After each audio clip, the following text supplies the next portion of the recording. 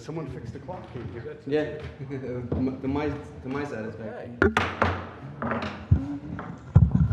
Good evening. Thank you for joining us this evening.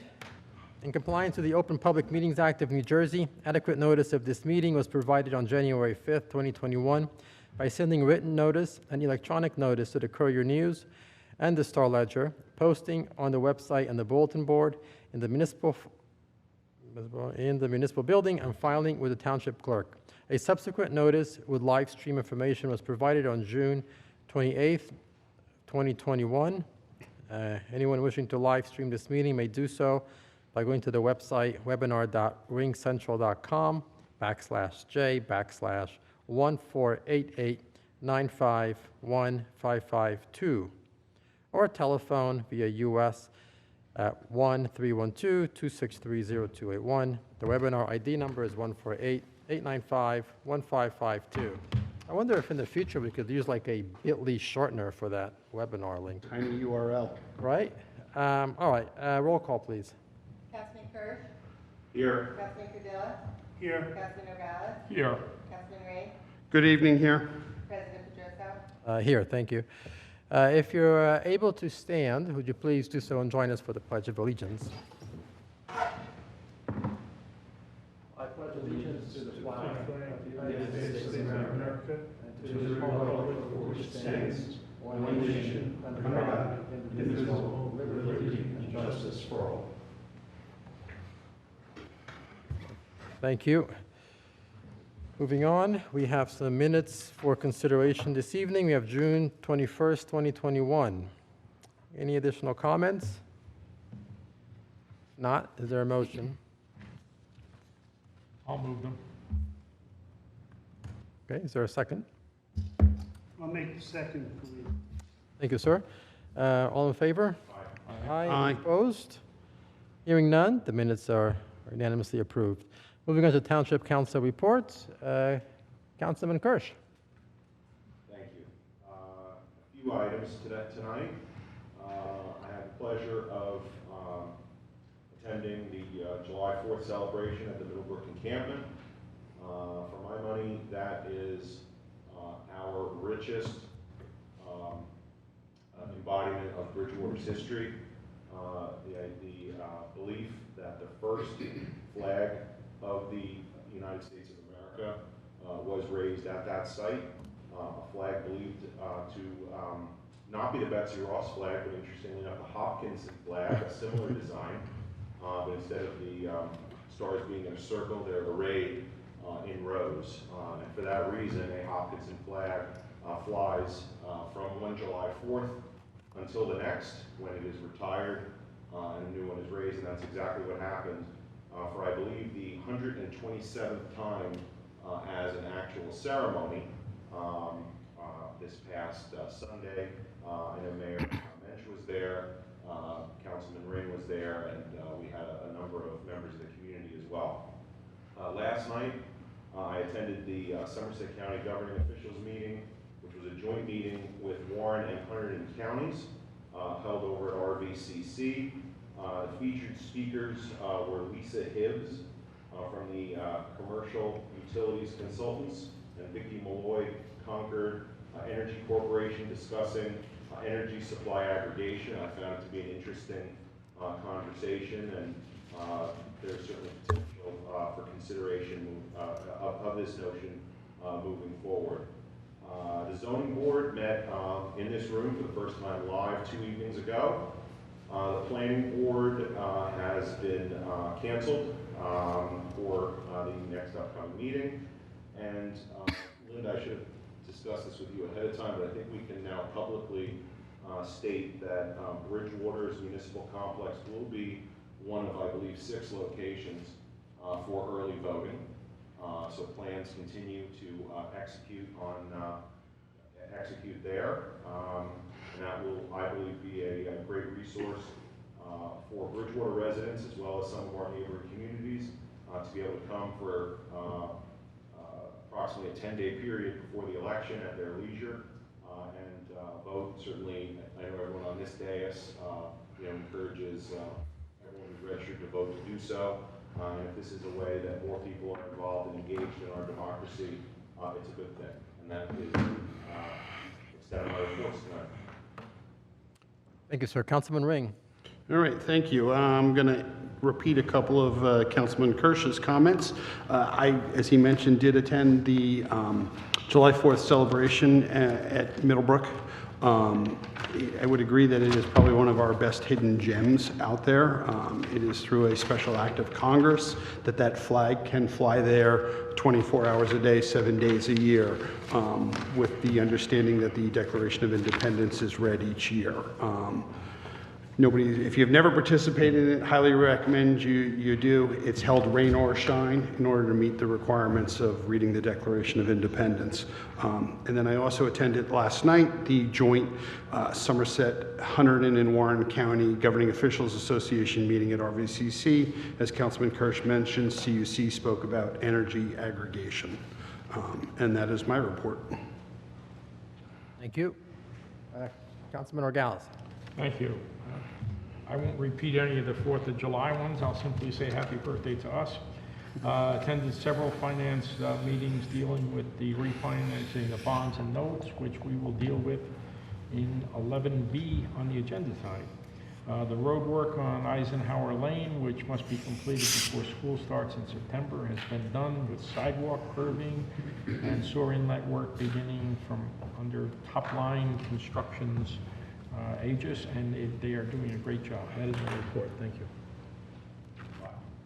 All right. Short and sweet tonight. Council Vice President Cardillo. For my report, I'd like to say that I took the liberty to meet with Chief Payne just to discuss some questions I had regarding some traffic and road conditions in the Findern section of the township that we will be addressing in the near future. And also regarding the budget, I reached out to Mayor Mensch with some questions related to the department budgets, and I'm very pleased to say that all my questions were answered, and I offer the opinion that all is in order.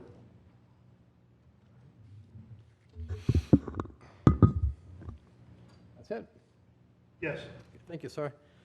I'm really happy you guys had a chance of participating in the events over here at Middlebrook Campground. They really are special. I've had the opportunity of attending that event several times over my 10 years on the council, and it's truly special. Anyone in the public who hasn't done so really should be encouraged to do that.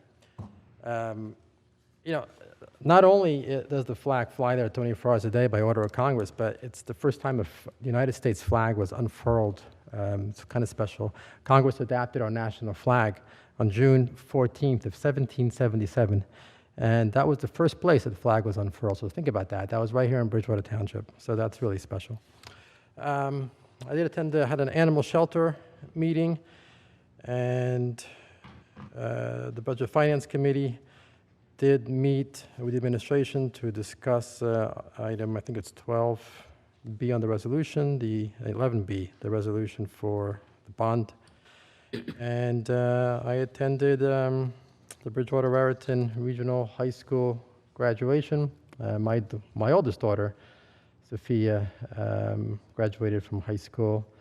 It was really nice to see that, the students were able to have a graduation this year, together, and have a physical graduation ceremony, and just for them to experience that, and it's really special. So I want to congratulate all of our many students here in Bridgewater Raritan who graduated from high school, and those that graduated from middle school, and certainly we have students that graduated from college. It's a great time of year. It's very festive, and I wish them all really the best of luck in their future endeavors. And that is my report. So we're going to move on to the mayor's report.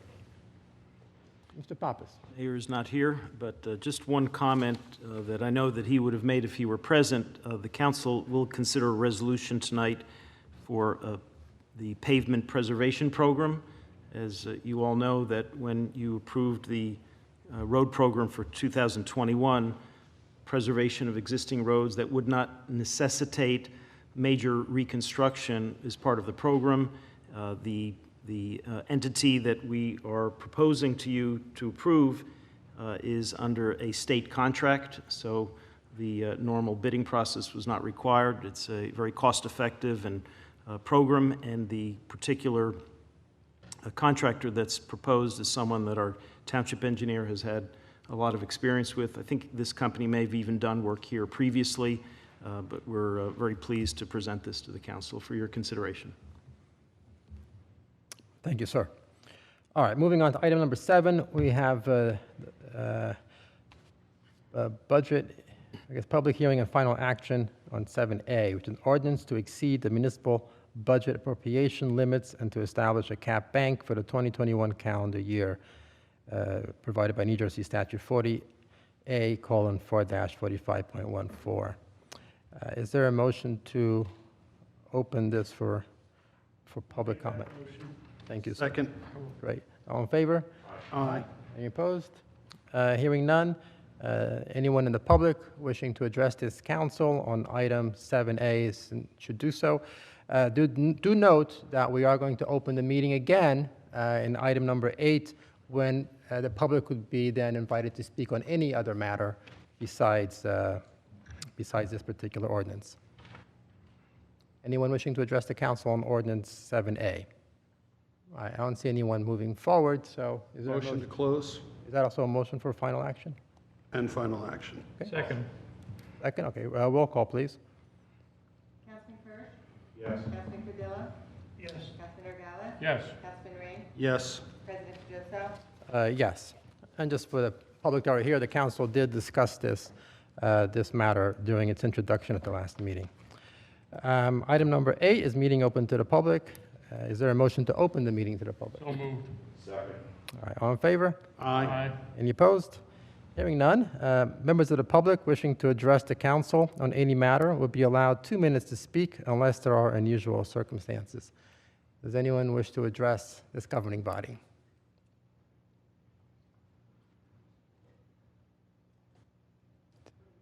Yes, please provide your name and address for the record. Okay, I'm Jennifer Lockred. My address is 716 Falcon Court.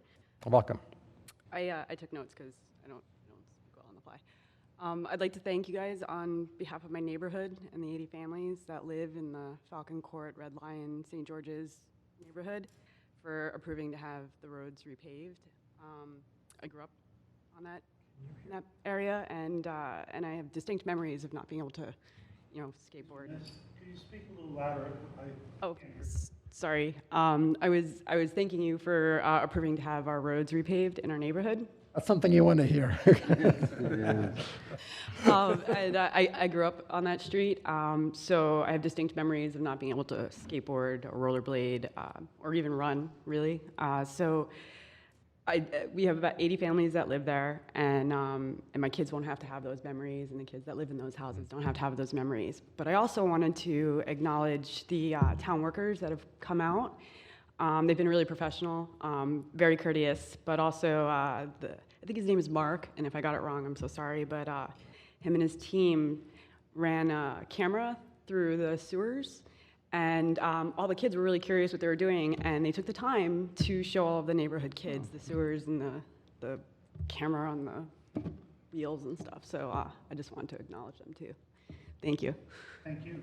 Thank you for sharing that. Some budding engineering applicants, perhaps. Yes. Do we have any positions in the future?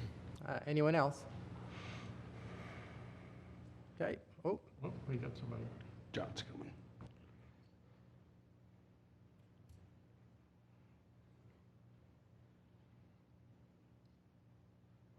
John Arpolio, 1110 Washington Valley Road, Bridgewater, New Jersey. Last time I was here, I talked about the sewer system. I just want to continue on a little bit just about the collection of sewer taxes in Bridgewater.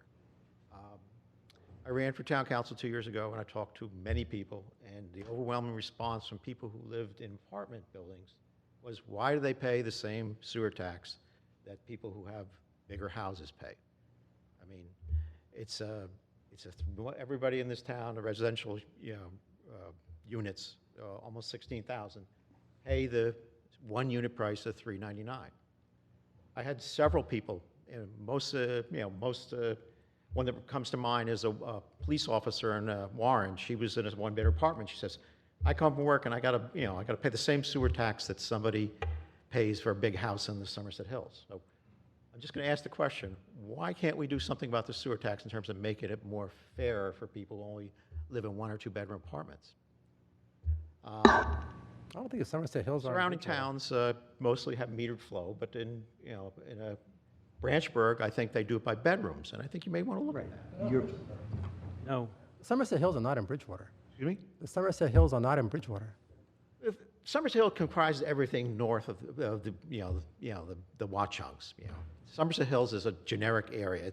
Martinsville, Crim area, Sunset Lake are in the Somerset Hills. Let's get clear here. It's Bridgewater.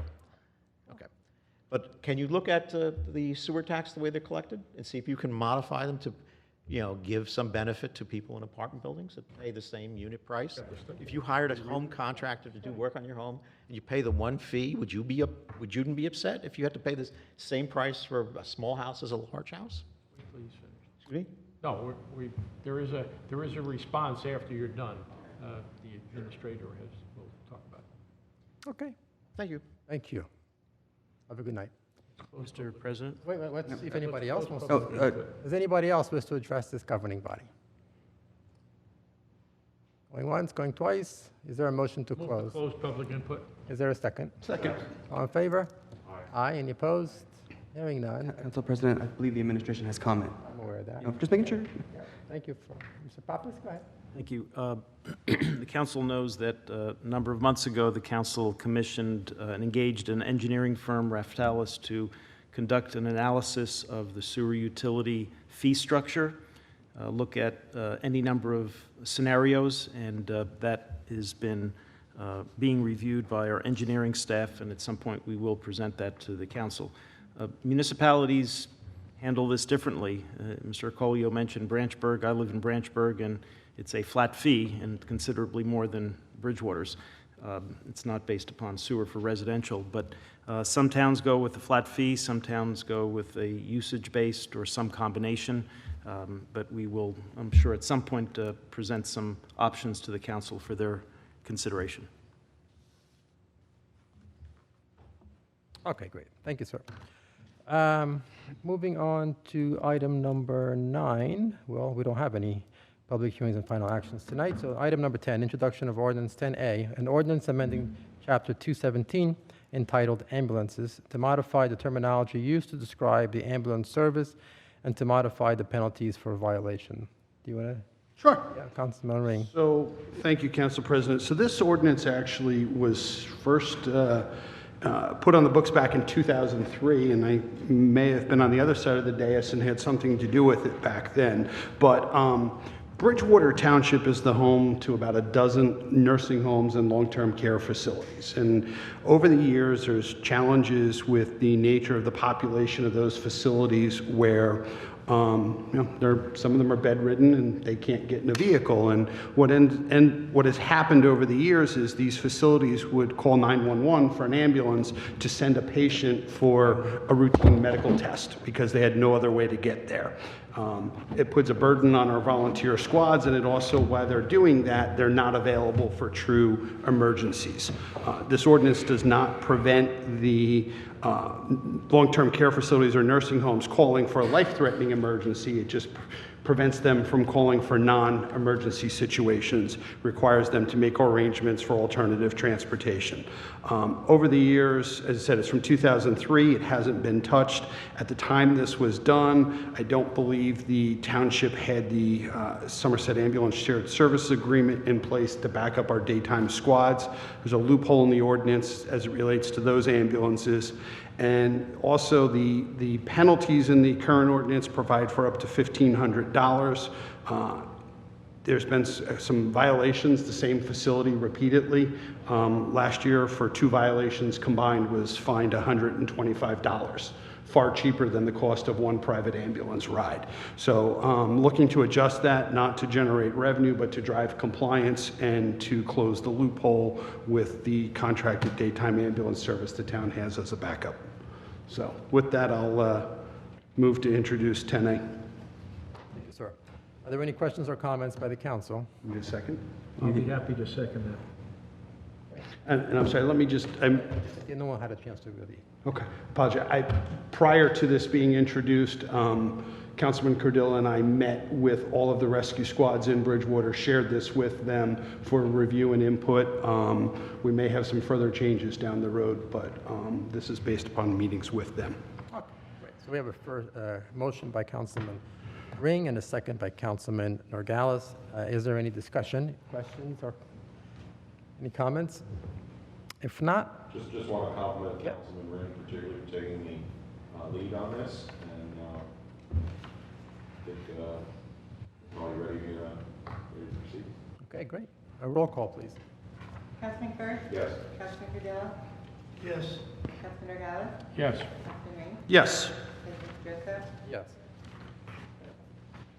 Yes, please. The public hearing and final action on this ordinance will be the 19th day of July 2021 at 7:30 PM here in person in the council chamber. Thank you. Moving on to resolutions. 11A, authorizing Bridgewater tax collector Darrow Murdoch to conduct an electronic tax sale. Mr. Pappas. This practice began, I believe, last year because of the pandemic, and this resolution simply permits Mr. Murdoch to do so again.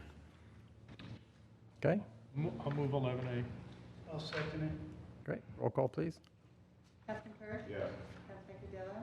Yes. Councilman Nogales? Yes. Councilman Ring? Yes. President Joseph? Yes. 11B, resolution combining bonds aggregating the principal sum of not to exceed for 5.9 million, authorized by two bond ordinances heretofore adopted to finance part of the cost of various general improvements in the Township of Bridgewater, County of Somerset, New Jersey, into one consolidated issue of bonds and providing for the form, maturities, and other details of said consolidated issue. So you guys know, Councilman Norgalis and I did meet with the administration on this particular issue. This is basically a refinance of debt. It is not the incurrence of any new debt. It's just a restructuring of debt, taking advantage of certainly with our historical low bond rates and structuring and managing debt to best suit the township and the taxpayers. So that's what 11B is. Is there any comments, questions, or motion?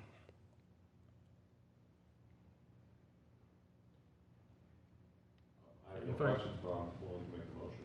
Okay, great. Is there a second? I'll second it. Thank you. Roll call, please. Councilman Kerr? Yes. Councilman Cardillo? Yes. Councilman Nogales? Yes. Councilman Ring? Yes. President Joseph? Yes. 11C, resolution bypassing the vacation time carry. This I think. Is this the one we're going to pull? Yeah, if you Yeah. could. Okay. So at the request of the administration, and with my consent, we're going to pull 11C at the current time. Moving on to 11D, supporting the proposed NJDOT temporary detour through Bridgewater Township due to replacement of the bridge decks of the NJDOT Somerville Road bridges over Route 78. Mr. Pappas. The DOT, as you said by the title of the resolution, is preparing to replace a bridge. They are seeking the Township Council's endorsement of this project. There is a detour that would take, for the most part, vehicles, if they follow the detour, around this construction site, mostly out of the Bridgewater Township boundaries. But I know that there's some individuals who have expressed some concern that is this the most efficient way to approach this? Is this most appropriate for Bridgewater? The Chief Payne provided a memo, but Mr. Burr has not yet done so. So if you wouldn't mind, unless the council feels compelled to act tonight, we could maybe pull this as well. Okay. Well, Mr. President, may we also ask, as part of, I guess, the extended report we'll get the next time, can we get some information about the likely timelines of this detour? That was one of the reasons that he wasn't able to provide the report for tonight, is he's trying to get that from the state. Do you need a motion to table it? yeah, I think we can table it. I'll Let me make ask- a motion to, Yeah, let me ask you a question.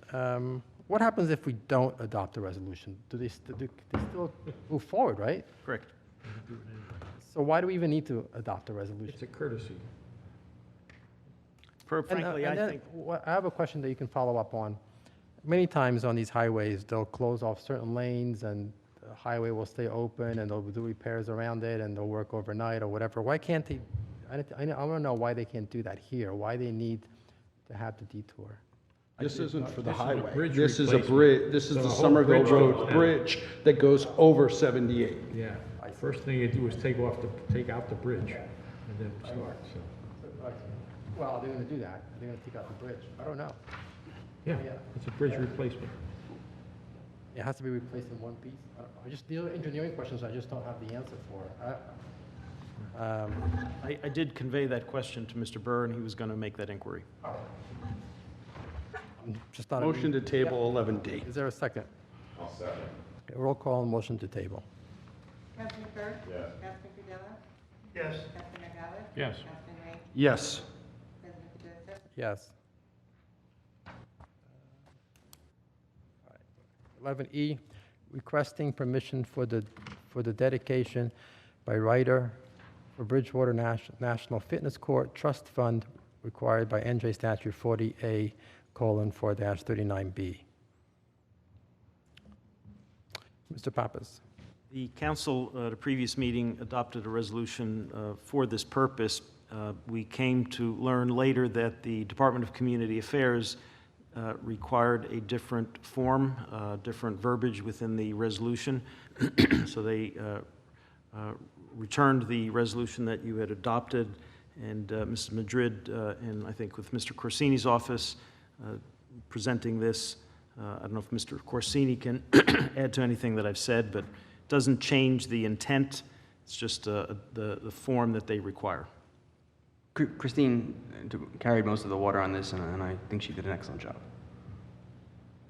And basically, this is so people can, in effect, donate things to the township where normally they cannot. Correct. I'll move 11E. Second. I think Councilman Ring was first in the second. He guy doesn't matter. All right. Roll call. Play rock, paper, scissors to see. Councilman Burr? Yes. Councilman Cadilla? Yes. Councilman Nogales? Yes. Councilman Ring? Yes. Yes. All right, 11F. Appointments to the Park Board, Melissa Farrow and Ashley Sikora. Anything you want to add? No? No, just these have been presented by, I believe, Mayor Mensch. I would just like to say we appreciate the fact that we have Bridgewater residents who have a lot of skills and are willing to participate in the life and fabric of the township. With that, I will move 11F. Yeah. Is there a second? Second. Roll call, please. Councilman Burr? Yes. Councilman Cadilla? Yes. Councilman Nogales? Yes. Councilman Ring? Yes. President Joseph? Yes. Yes, and I also, thank them for volunteering and for their service to the township.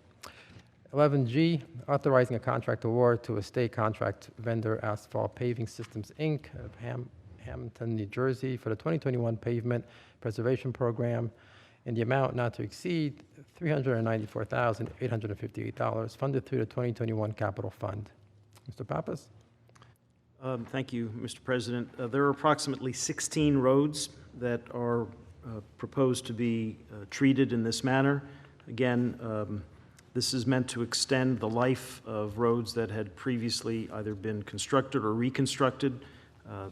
This type of application, it's not a traditional chip seal. It is a chip seal with a coating that will provide a smoother surface. And we are hoping that they may be starting as early as next week if the council approves this. I assume the residents will be informed Yes, sir. prior to. Thank you. Yes, sir. Mr. President, a comment if I may. Sure. This council, certainly supports a considerable investment in our roads. We've approved $8 million for construction. In many regards, this $394,000, almost $395,000, is a way that we get even more bang for our buck because these are taking existing roads, that are in reasonable condition, but need some love and care. And through this program, we can do that. I want to note with interest that a lot of the roads on this list are in the Vanderveer Milltown neighborhood. And that makes a lot of sense because that neighborhood was built about 25 years ago. Maybe some streets a little more, some streets a little less. And streets of that age move up over time. And I think this is an outstanding investment and way to extend the life of our existing roads. So if there is any other discussion, I'm happy to move this resolution. Thank you, sir. Yeah, it's certainly nice to have a mayor and administration that shares this council's priority in getting our roads fixed. So thank you for that. Is there a second? Second. Great. Roll call, please. Councilman Kirsch? Yes. Councilman Padilla? Yes. Councilman Margada? Yes. Councilman Ring? Yes. President Schuster? Yes. All right, moving on to item number 12. We have a public hearing tonight that was carried from June 21st. This is the 2021-2022 renewal of plenary retail consumption liquor license number 1806-33-0201-009 for Mish-J-O Investment Corp., trading as Green Old Grill at 645 Route 22206 South in Bridgewater, New Jersey, 08807. I think there are some people here from the Green Old Grill. If you'd like, you can maybe step out. You can certainly are welcome to sit at the tables here in front. Council President. Yes, why don't you? I will set the table whenever you're ready. Yeah, let them give them a second to set up so they can listen and pay attention. Pick whatever side you want. And if you want to move the plexiglass.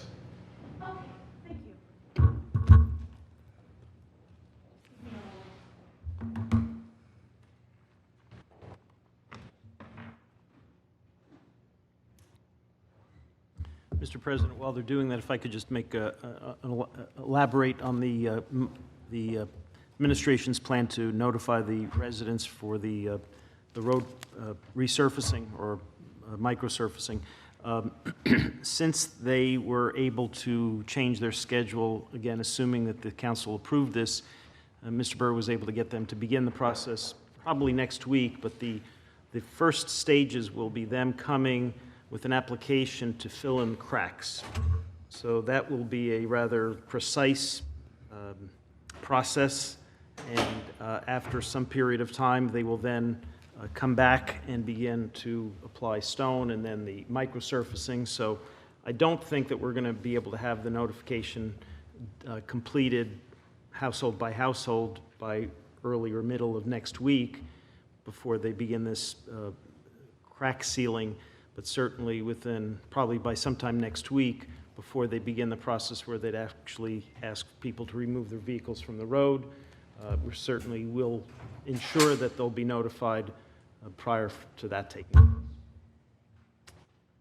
place. Okay, you want to take over? Sure.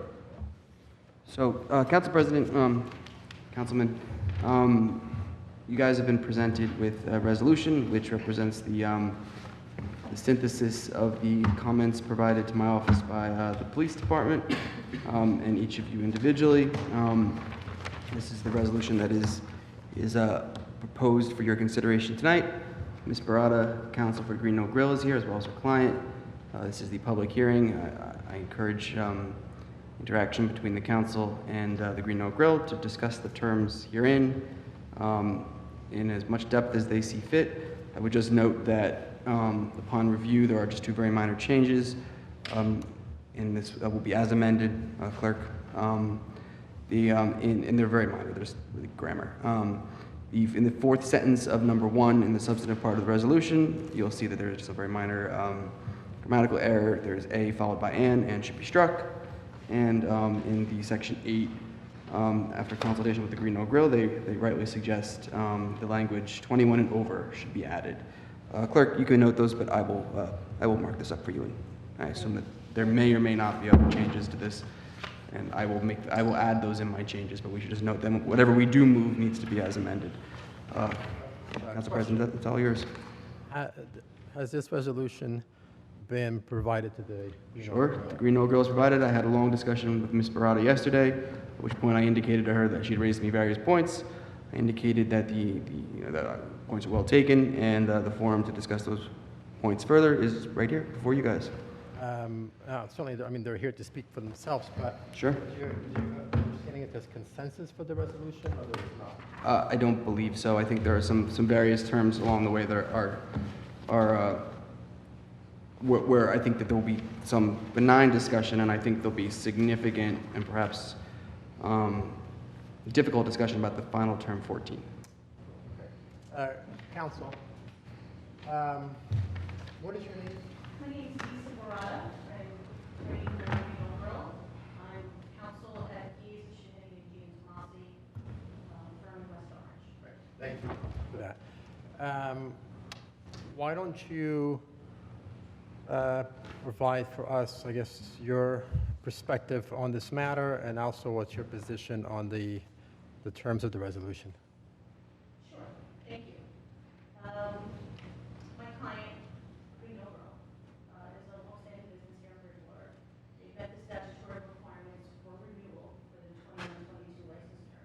They paid their state renewal fee, their local renewal fee, their filed a renewal application, and they received taxpayers from division taxation. In accordance with Title 33 and NJSA 33:1-32, you as a municipal issuing authority may by resolution impose special conditions that are necessary and proper to accomplish the objectives of Title 33.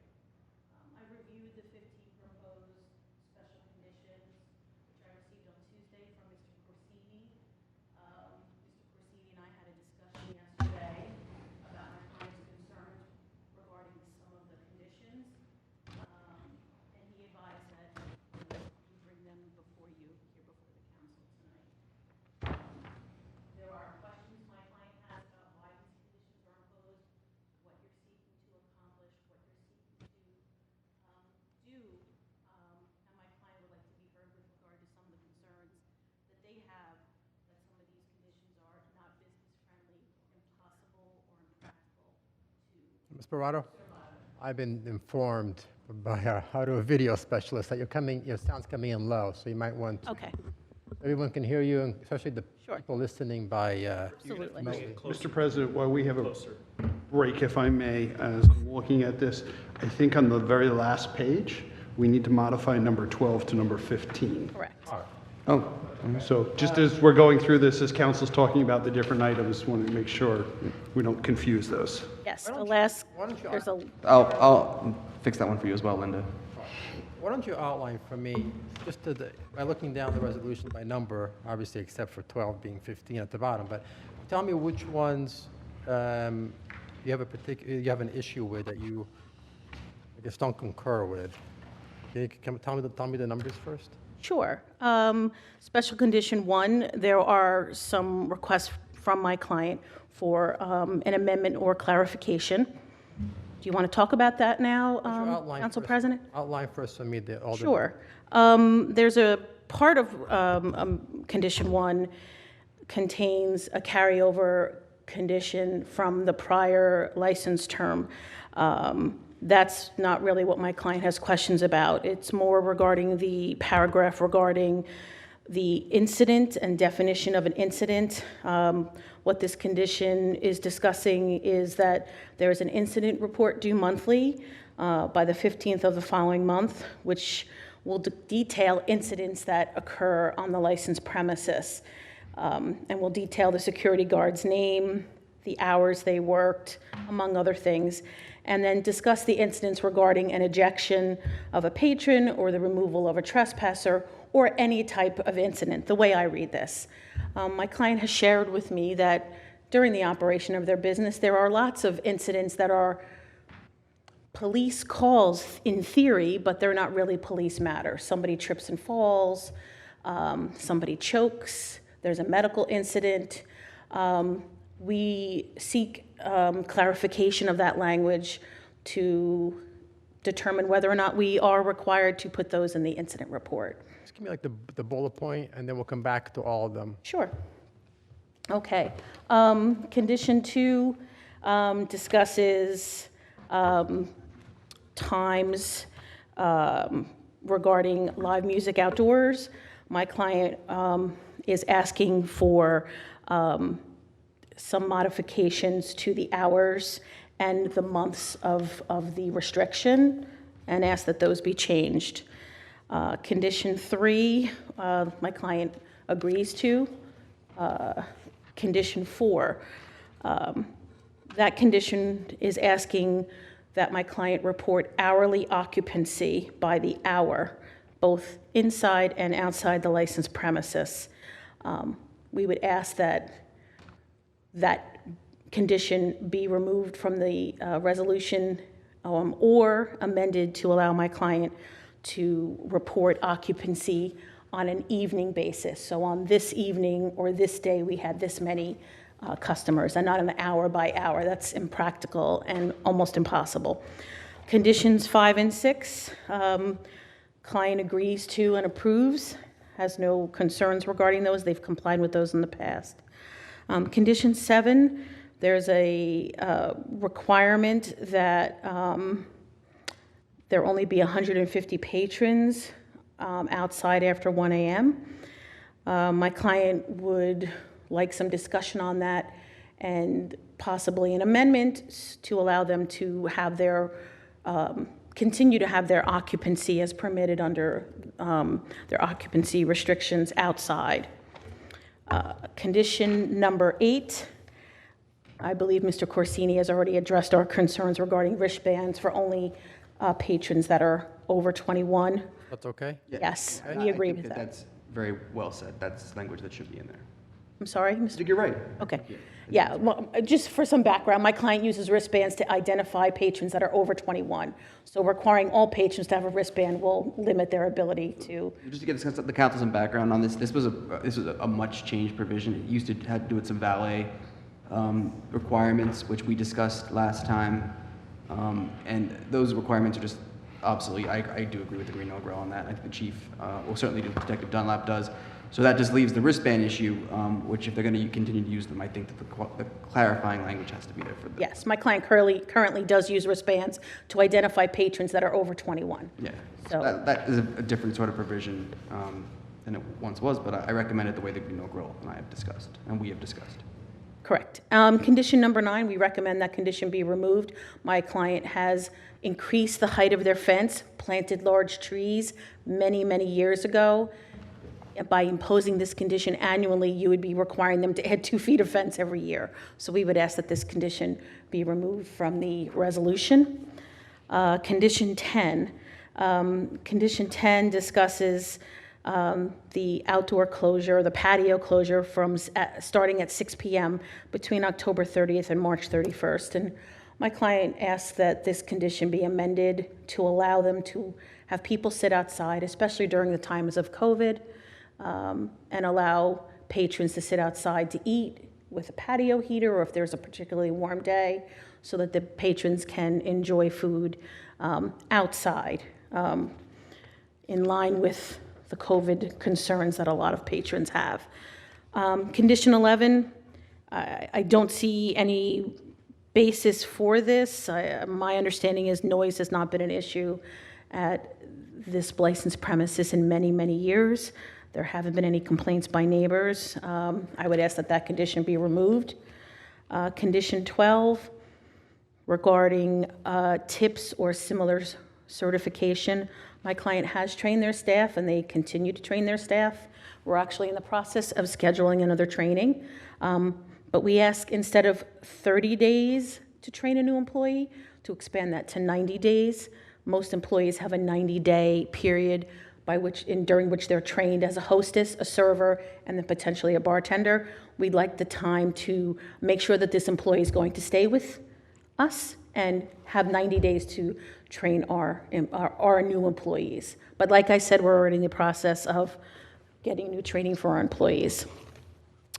Condition 13 discusses SORA certification for their security guards. Currently, their 2 lead security guards are SORA certified. That's difficult to say. They are SORA certified. There's been an issue with some SORA certifications due to COVID. State Police has suspended last year their SORA certification training and licensure program. I got some spotty information when I did my research regarding the SORA certification currently in 2021. I'm anticipating backlogs and some issues with getting training. I would ask that there be some grace given with regard to timing for training of the rest of security and having them SORA certified. I also ask that my client not require the guards to be certified immediately, but within 90 days of hire for a new hire. Condition 14. This condition is related to last call. The condition as written requires last call at 1 a.m. Currently, my client does last call at 1:45. We ask that that condition be amended to allow my client to do 1:30 last call. A 1 o'clock last call is very early. It's unprecedented. It makes it impossible really to operate their business properly. We would ask that the council consider moving that last call to 1:30, and instead of language asking or allowing my client to come in 90 days for a revision, could we revisit this next year at renewal as opposed to 90 days? I believe that's it. Condition 15, which I think is number 12, we have no opposition to, and we agree to. Okay, now, Mr. Corsini, why don't you highlight for us which one of these, yes, they're being referred to as conditions, and that's fine. Which one of these paragraphs are new and which ones are pre-existing? I'm happy to do that, Council President. In section 1, and I did circulate to you guys a track changes copy of this. The two only live music or disc jockey, only if live music or disc jockey are employed languages are struck for Wednesday and Saturday. The language at the end that defines incident and ejection is new, because it was, there was much discussion, even including the Green No Grill, that those terms were ill-defined. That language is new. The expansion of hours requested by the Green No Grill in section 2 would be entirely new. That would be an expansion of what you guys have permitted in the past, and that is a new request. I'm sorry, not what they're requesting tonight, but just looking at the current 12A resolution, comparing it to the last year's resolution. So, I'm sorry, maybe I misunderstood you, but number 2, what's different number 2? There's no, we have made no changes to number 2. No changes, okay. They're requesting a change, expansion. I just want to focus on what we did versus this year. Go ahead. 4 includes expansion of the, any clarification of the reporting requirements, when they're due, who they're due to, what they should contain. There's no problem with 5 and 6, Right. and no changes. 7, the Green No Grill, we have had no changes to that, Council President. The Green No Grill is requesting that it be expanded. 8's okay. 8 is just, 8 is, we have consensus on. 9, 10, and 11 are also, pardon me. 10 is a Green No Grill requesting expansion. I'm sorry, 9, 10, So 9 is I guess the Green No Grill is requesting that it be struck. There were no changes that we're recommending. asking compare this year to last year. Likewise. Not what they're requesting, but Okay. is 9 the same? 12 and 13 and 14 are new. Wait, I'm still at 9 for some reason. Is 9 the same as it was last year? Yes. Okay, and 10? Likewise. Okay, great. 11? 11 is also the same. Thank you. Mhm. And 12, 13, and 14 are new in their entirety. New and entire. And 15 is the exact same language. 15 what? 15 is the same. Only consent. All right, so let's go back now and discuss this in detail. Why don't you tell us, let's go to number 1.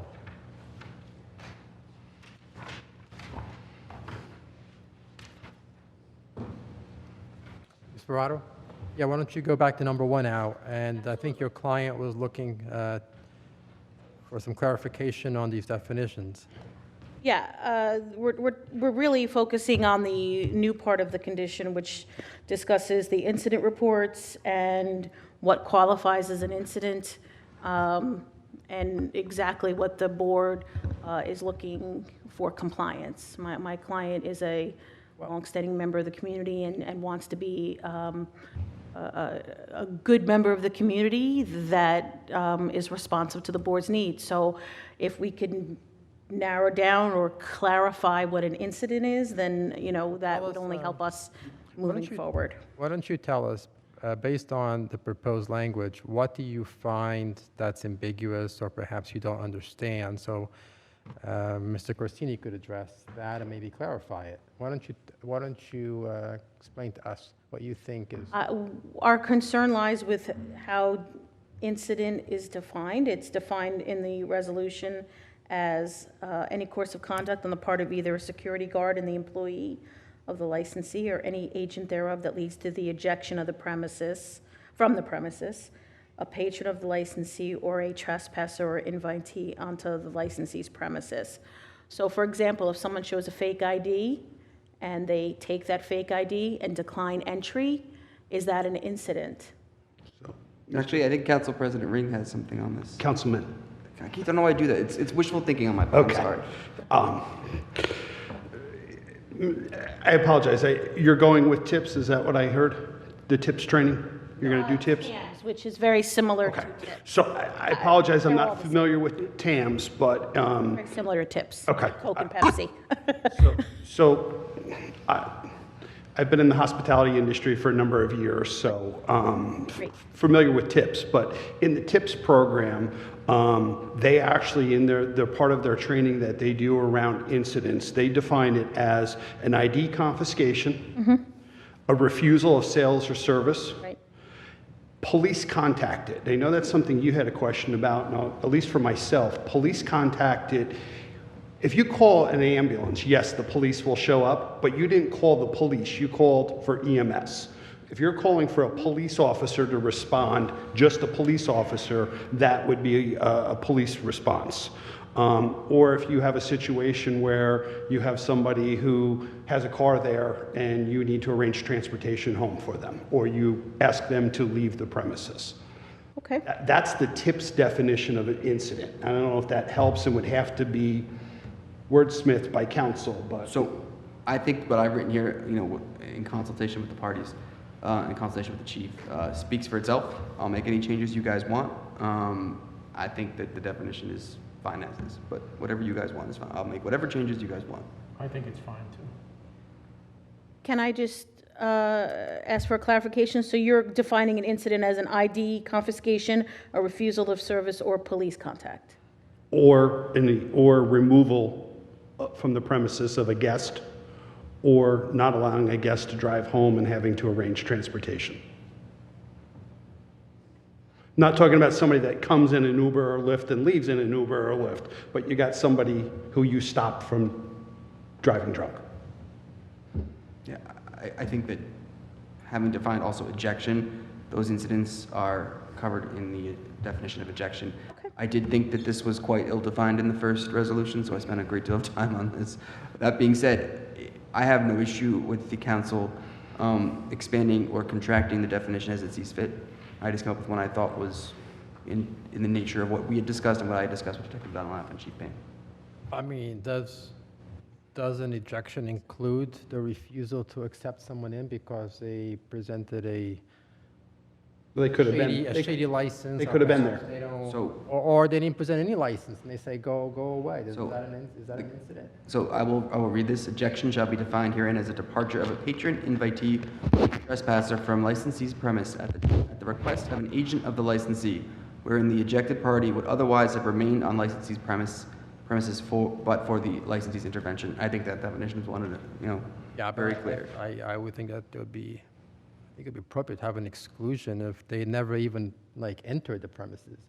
I mean, So the bouncer's going there and checking IDs, and you want the bouncer to be responsible and not let people in, right? So now you're going to make the bouncer have to do all this extra paperwork because they let somebody in, and they have to do all this extra paperwork. I mean, every night they probably have a handful of people that they don't let in, right? I mean, do we really want to keep track of people they're not letting in?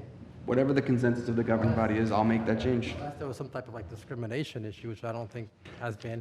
Do we really care? Do we really want to report that they're not letting somebody in?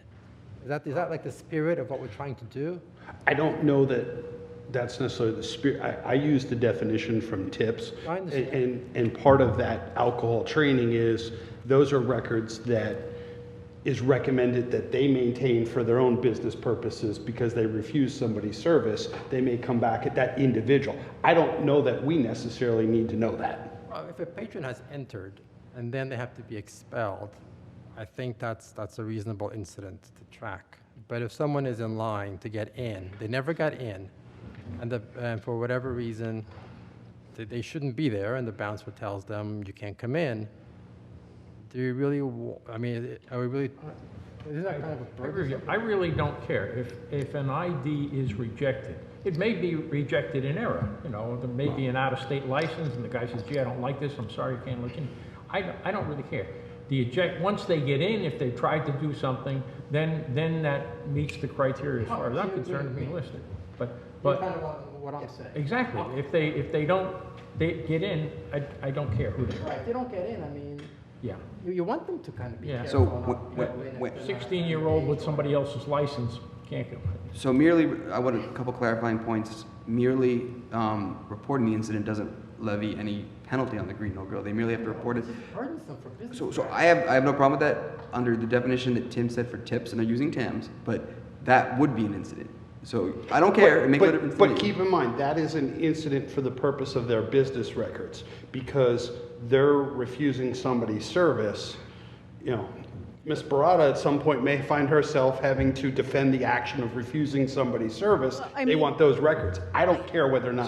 So I would suggest, Councilman, you say it's a business record under TIPS. It's a recommendation for that, yeah. It's a recommendation, but there's no requirement under Correct. Title 33. Correct. Or under the ABC laws or regulations that they track somebody who they I would then decline suggest to the allow language, entry. once granted entry, be added to the ejection definition. And that seems to be the consensus of the council. That's fine. Okay. Once they're in. Yep. then So you I will throw add them that out. to the last Once sentence. you're in, you throw them out, that's different from not letting them in. So whether or not someone has a fake ID or Once permitted refused entry. entrance, As if they're a trespass. we are eliminating that. Once permitted entry. I'll just add those words, and I think that Is that carves what I'm out. hearing?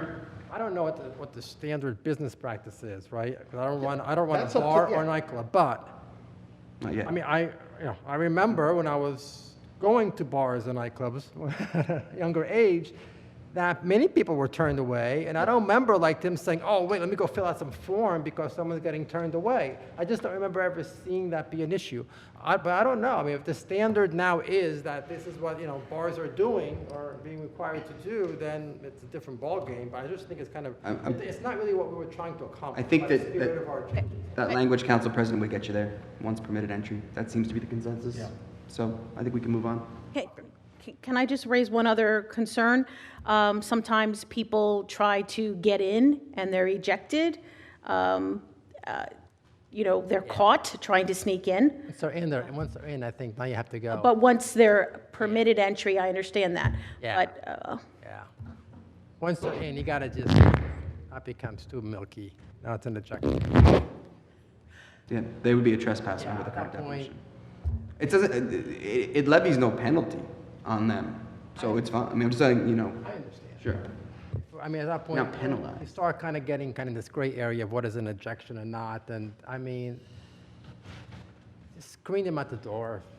And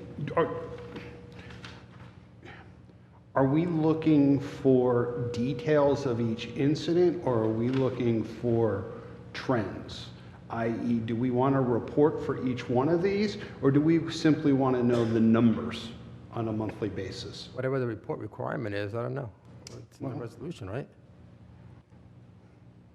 There's a report requirement. We're going to get there to the report area. Okay. All right, is there anything else in number one? I think with that language, I mean, what my client will have to, and I will have to discuss whether or not that amendment is acceptable, but if that's your decision. I mean, I don't know, my fellow council members, but I want you to know from the get-go that I appreciate your business in Bridgewater, the Green Oak Grill, and prior establishments under other names like the Exchange and other things. I've been there for many years. I've been in Bridgewater for practically my whole life. I've been to your facility. I've been there, since I could, and I've been there with my kids at times, during the daytime. I don't think any of us are trying to make this hard on you, but at the same time, there have been a significant number of issues involving law enforcement at the Green Oak Grill, and we can't take those for granted, right?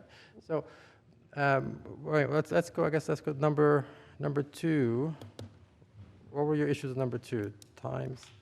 There's a condition regarding timing of live music, both, let's see, inside year-round with regard to DJs and outside from March 1st to November 1st. We would like a modification to allow the outside entertainment to be permitted year-round and/or expand the hours. We're talking about on Fridays, Saturdays, and Sundays, 2 hours from 12 to 2 p.m. On all 3 of those days. Fridays evenings from 4:30 to 9, Saturday from 6:30 p.m. to 9:30, and Sundays just those 2 hours, 12 to 2. So we're asking to be permitted to. This goes hand in hand with another condition regarding the outdoor areas, hours, and restrictions during the 5 months from November through the end of March. So, for example, could they have outdoor entertainment from 12 to 4 on Sundays, or additional hours on Saturday, or additional hours on Friday? My initial, everyone here has their own opinion, and we all have a vote that carries the same weight. But my initial thought is that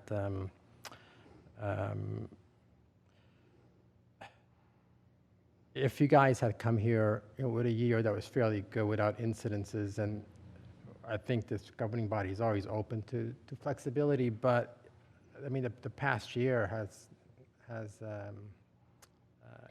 your record of police episodes at the Green Oak Grill has been relatively high, which is why we even are having this discussion.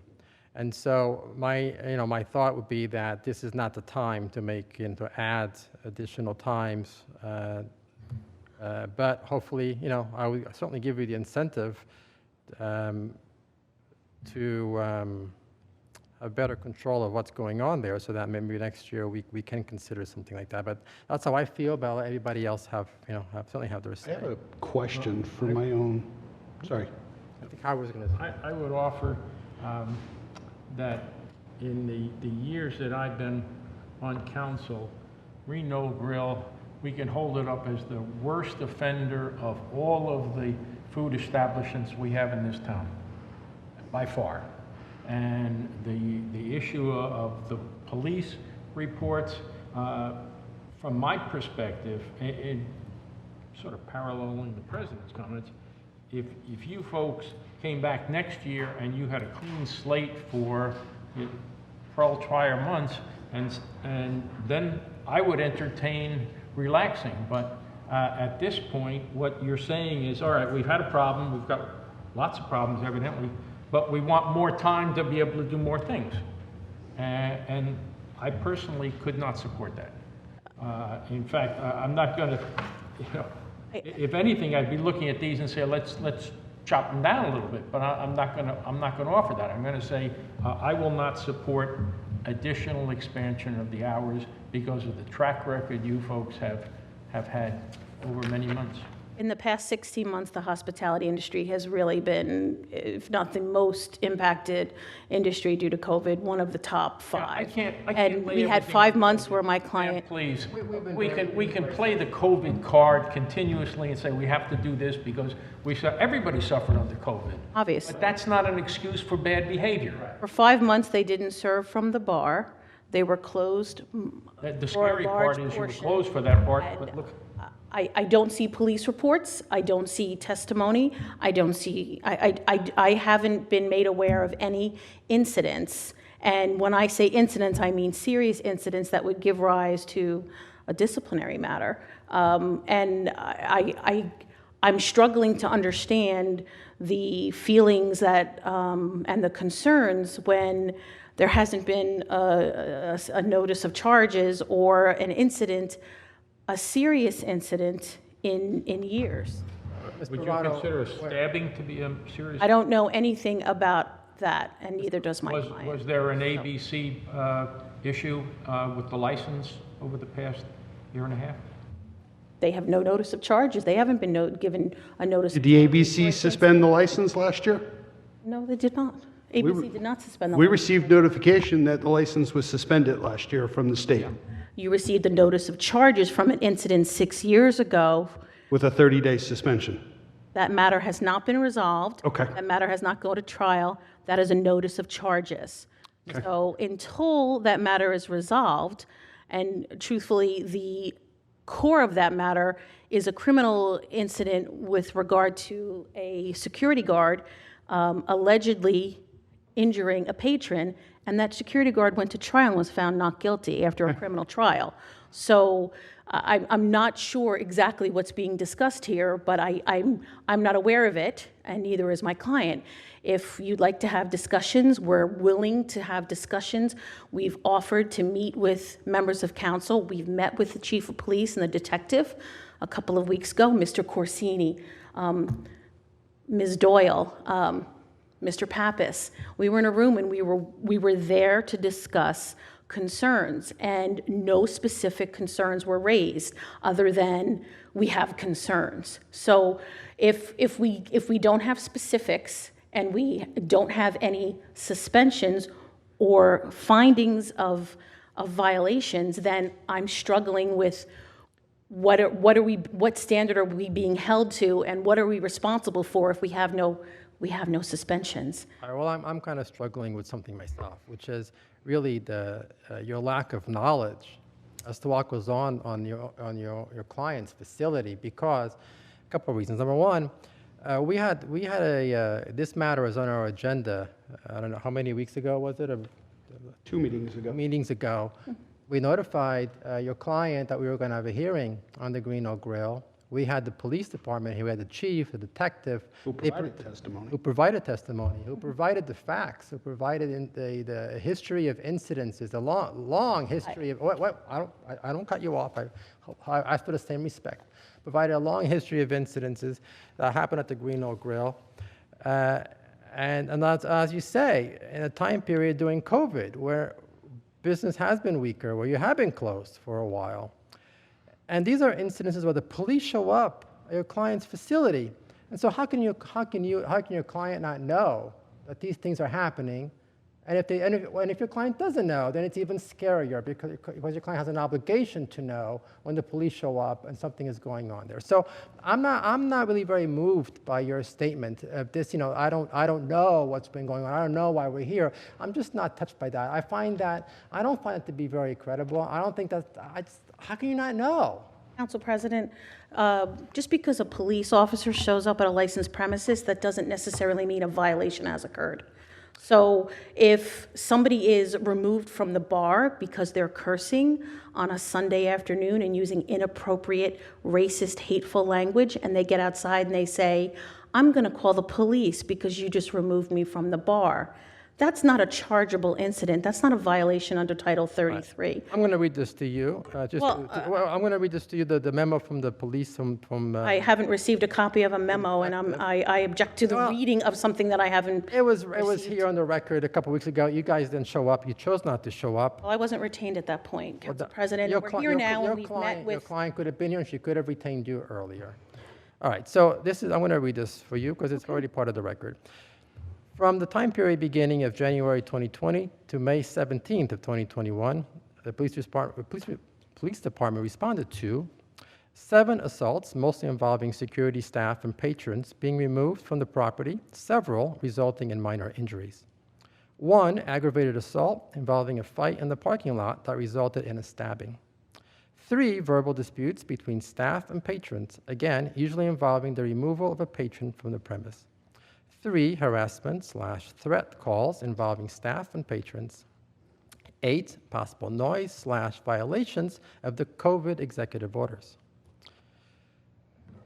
And the detective represents that he has spoken many times to the management at the Green Oak Grill. So I just want to give you that information so that you have it. Can the council provide me with police reports regarding all of those alleged incidents and the facts surrounding them? I'm sure that's all public information, ma'am. I'm sure you can obtain them yourself, but right now, let's see how far we get along this issue today, and let's see if how the council will act. All right, so so number 2, is anybody else on the council wish to address item number 2? I have a which is the question. times? I just, having not been involved in prior discussions involving the Green Knoll Grill, I guess my question is on the indoor entertainment.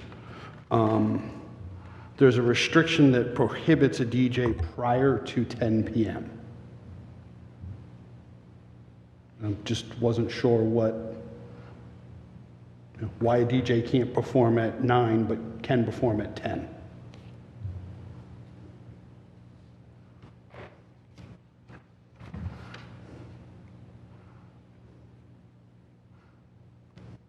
Well, I think that goes back to the long history. I mean, just go on Google, and search Green Oak Grill noise violations, and I think it goes back to a long history of just the noise issues that we've had tons of residents over the years. Even before my time on the council, I remember just being aware of things going on. The crossroads across the street, many residents would complain about noise, and I think that that just limited the time period for them to be generating noise. So that's basically, I think, the logic behind that. Unless somebody else wants to add something. And Howard's been here longer than I have. I've been here for 10 years, and Howard's been for longer. So Howard and Alan. Well, don't forget, this is an amalgam of restrictions that date back a long time to the point when patrons for Green Knoll Grill were parking across the street in the development. There were issues of reported public urination when people went across the street to retrieve their car. But none of those things are embedded in the results of that represent the compendium of restrictions. And in an attempt by this township to improve the behavior at the grill of not only the patrons but the participants, and to lessen the impact on our police department. If our guys are sitting out there trying to worry about this, they're not doing their job in other places. All right. Anybody else want to add a comment on number 2? Let's keep moving because we have a lot of things to talk Mr. about. President, I have one broad-based comment. I think that what I'm looking for is a middle ground where we can have Green Knoll Grill continue to be a successful business in this community, but at the same time not be a threat, candidly, to the safety and well-being of our police officers, and potentially a threat to the safety and well-being of the motoring public, particularly as it relates to overconsumption and the possibility that those become drunk driving incidents. Those are really, from my standpoint, the table stakes that we need to establish, how we can provide protection for our police officers so that when, or if or when they go to your establishment, that they are not going to be in harm's way, and that we can have a better handle on significant concerns that have been raised with over consumption. All right, I guess we'll move on to item number 4. I guess you find the reporting of hourly occupancy to be burdensome. Anything you want to add on item number 4? Sure. Special condition 4 related to the hourly occupancy reported in the incident report. First of all, people move freely between the inside and outside areas. It's almost impossible to have exact numbers. They keep track of the number in the premises so they don't exceed occupancy. They've always done that. There's been no allegations or incidents regarding filling the premises to an overcapacity or allowing the crowds to build. In fact, due to COVID, there hasn't been massive crowds. So we would ask that an occupancy number be only required to be reported for the evening, not an hour-by-hour occupancy, and inside and outside occupancy. So hourly occupancy, Council President, was in the prior resolution, whatever occupancy the council, whatever timeframe you guys desire is what we'll put in? Have they been reporting it? No. That's what I was going to say. Green Hill Grill submitted no Even reports though- in living memory.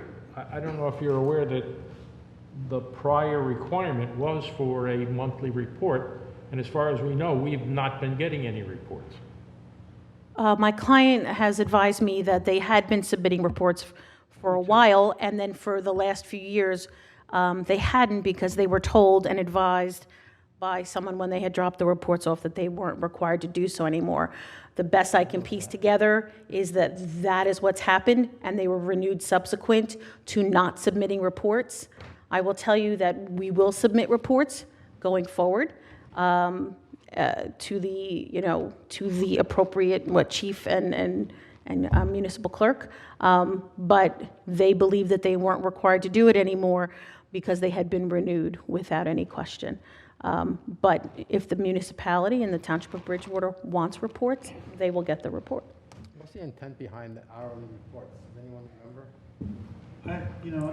I have a question. An hourly count. And what do we do with how many people were in the Right. building? I think there's an occupancy that the Green Old Grill cannot exceed. Correct. And if that occupancy is like 150 people or so, there's 150 people going in and out. I think an hourly report is a lot to ask. I'd prefer to get a report that, that says, on Thursday, we had a max of 120 people. On Saturday, we had 150 people. Let me ask you a question. Why do we even care, period, about how many people were in the I'm establishment? wrestling with that, but. This is an existing condition. But I What do you do do know about that Absolutely. what I'm more Well, in concerned the with, past, there were concerns about occupancy, over-occupancy. over occupancy, I'm more concerned about that. But, But if we're within the occupancy Send the limit, fire inspector there more often. yeah, if there's an over-occupancy issue, that's not something that this body can take action on. That's got to go through the administrative side, through the fire official.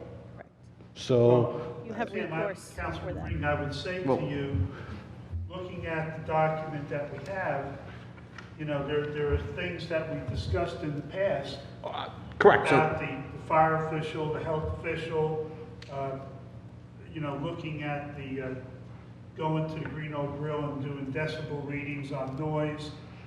I forget what the numbers were, but there's a noise limit that Yep. was always checked. That is absent in this also. But I do feel that I'd just like to know if you have an occupancy limit, that you're keeping the occupancy limit. Council President, Councilman Cardillo, if I may, your resolution, and these are all existing conditions which are in the current renewal, caps them at 150 outside. That's in term 7, in the patio and terrace area. I do believe that is below the regulatory limit that the fire inspector, that is a so-called artificial limit you guys have set because of prior, with Councilman Nogales did say, prior issues. So you are setting the limit. Do you know what your limit is outside? I think you mentioned it in our meeting. It's more than 150. It's like 2 something, right? The special condition number 7 requires no more than 150 after 1 a.m. what is it before 1 a.m.? What's the I fire occupancy? believe their occupancy outside is 250 or 230. 2:30, she says they don't even come close to that. Yeah, so that's in there now. It isn't at 7. I mean, there's no enforcement provision, like if they exceed the 150, like there's no penalty or nothing. Yes, there is 15. Oh. Provision 15 is a penalty for any violation of your regulation. Are we jumping to 7, or are we still on 4? We're on 4. Well, no, 7 and 4 are related because Councilman Cardilla asked about, and Gotcha. Councilman Ring brought up the self-policing nature of this with regard to the fire inspector. That is not necessarily the case because you have a limit in here that is less than what they are allowed at a certain point of the day. Okay. So that is the genesis of that, and that So what 4 if- and 7 probably could be combined into one, quite frankly. How are they going to count the patrons in the establishment? I think they're using a clicker. You noted you were using a clicker. Not get in, but how do you count people inside? They have to go through the door. I know that, but then they leave too, right?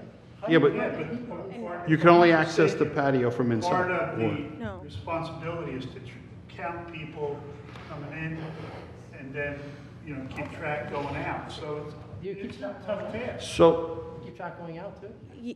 Yes, they keep track with a clicker. Their security guards keep track of people coming in and people going out so they don't exceed occupancy. But whether those people are outside and then go inside to use the restroom and go back outside, or they're inside eating and after they're done eating, they stand outside for a little bit and talk to a friend. I mean, that's the kind of overburdensome requirement that they're struggling with. If it's a matter of exceeding occupancy, you do have the ability to, send the fire inspector in, but at no time have they exceeded occupancy. So since you have an occupancy requirement irrespective of this issue, right, you have fire codes to comply with. You have to keep track of your occupancy no matter what. In order for you to know that, you have to do math. You have to look at the clicker, look who came in, like what's the number difference, and what's the number coming out, and there's some math involved in that, right? I mean, It's a clicker, in and out, well, in yes. order to know how many people are inside the establishment, you have to do the math. So if at 10 o'clock, the clicker shows 1,150, We because wish. you're clicking nonstop, right? The whole day, you're clicking nonstop, right? So people have left. I'm not saying that that's how many are in there. People have left. You're not resetting are you resetting the clicker every hour?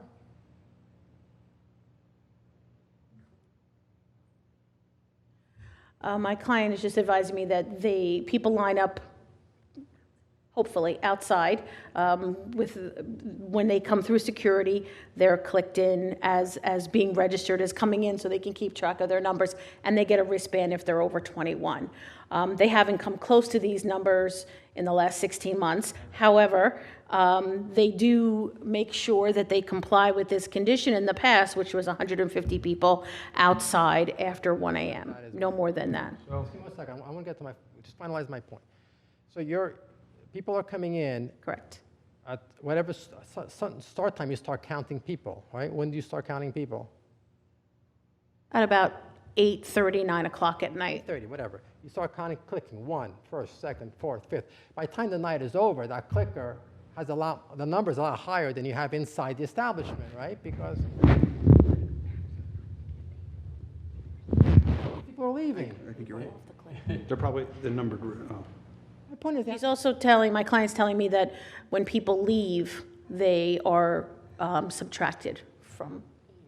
Well, would it not be you an have several academic? doors, don't you have several doors? How do you keep? No, their No, entry one and entry. egress is one door. Yeah, the yeah. resolution That's requires required. one One door. entry. It would seem that the head count is an easy issue. At 10 o'clock, you look at the number here. Okay. So your clicker has the current count inside the establishment. Yes. Yes, the head of security keeps track of the number of patrons inside, correct. So it's not really that difficult to write that down. Hourly, though, as required in the condition? I mean, a bouncer can have a piece of paper taped on the wall and just writes the number down. Poll workers do account for elections. It is interesting, Council President, they did note that they do click out. You click out too, right? You said? Yeah. So then there's no reason. Security to clicks Track one from the other, and you got your It's occupancy. actually not as difficult as I thought. Inside versus outside also? Well, that's, how do you count inside and outside? It's just one place, really. I think if I understand, and again, recognizing this is my first time sitting through a Green Old Grill hearing, but the intent on number 7 is obviously a number of people outside and noise. And the way number 7 is written right now, if I've got 150 people at 1 o'clock and 10 of them leave, I can still let 10 more outside.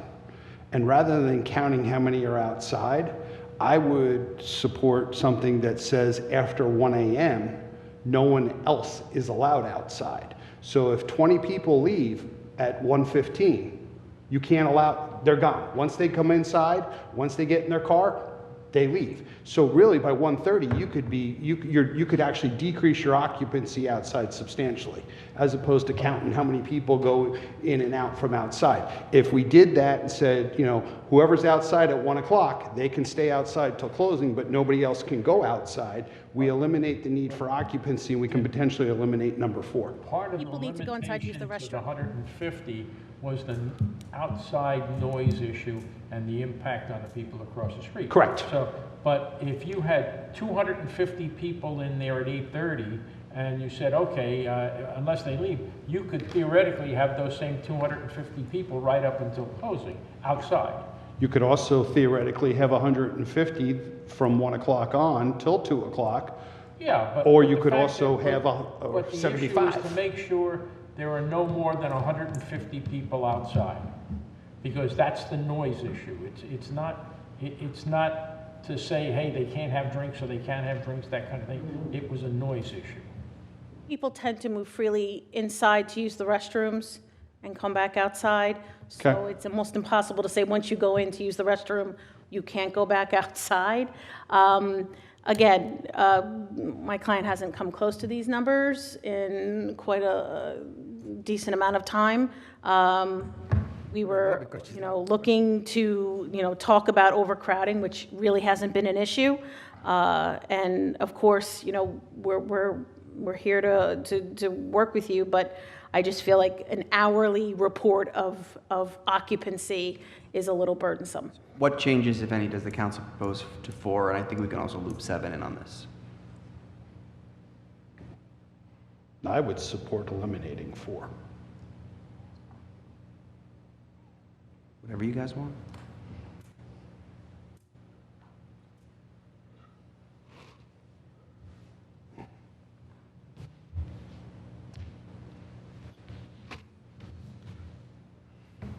What's the right side? Councilman Argalas? I'm not sure. What are your thoughts on Which one? 4? I mean, we're talking about 4 and then in combination with 7 because there's sort of a nexus there. I quite honestly, at this point, would not want to, and I realized, I didn't realize how easy it is to keep track of the occupancy by taking the difference between the two clickers. And I agree with you that a stroke sheet on the hour with the two numbers by subtraction provides where you want to go.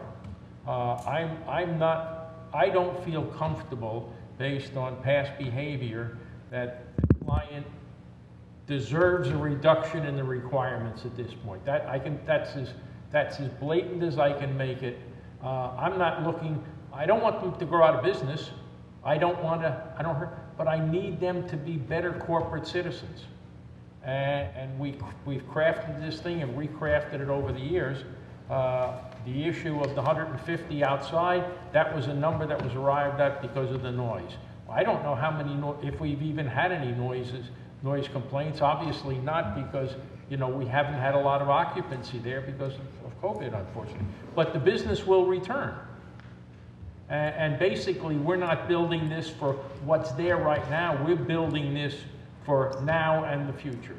Well, from what I'm hearing, Sperato, from your side, is that you guys never even come close to the 150. That's what I kind of gathered, right? That's not even.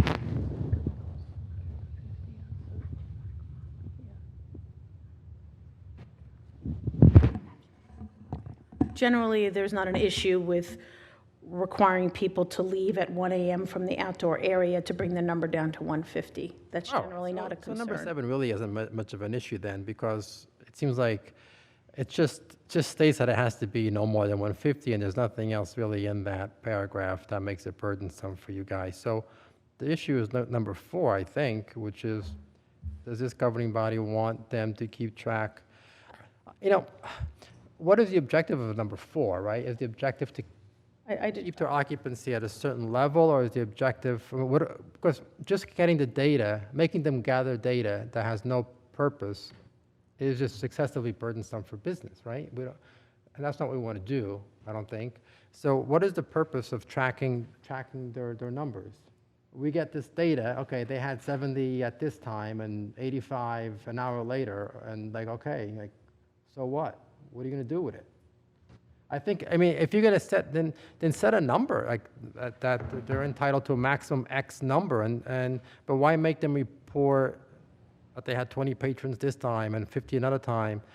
And I, you know, and then I have another issue, which is that I don't, and I get why it's here, but I don't think businesses should be reporting back to the government what their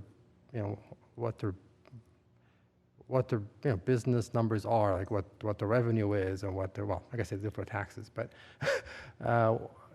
this, I don't know, it just seems like we're asking for too much information that we have no use for.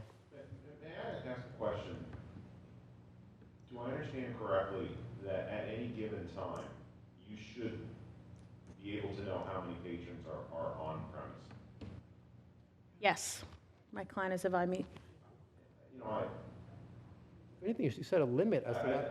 After 8:30 PM. After 8:30. Right. You know, to me, that's, you know, likely sufficient.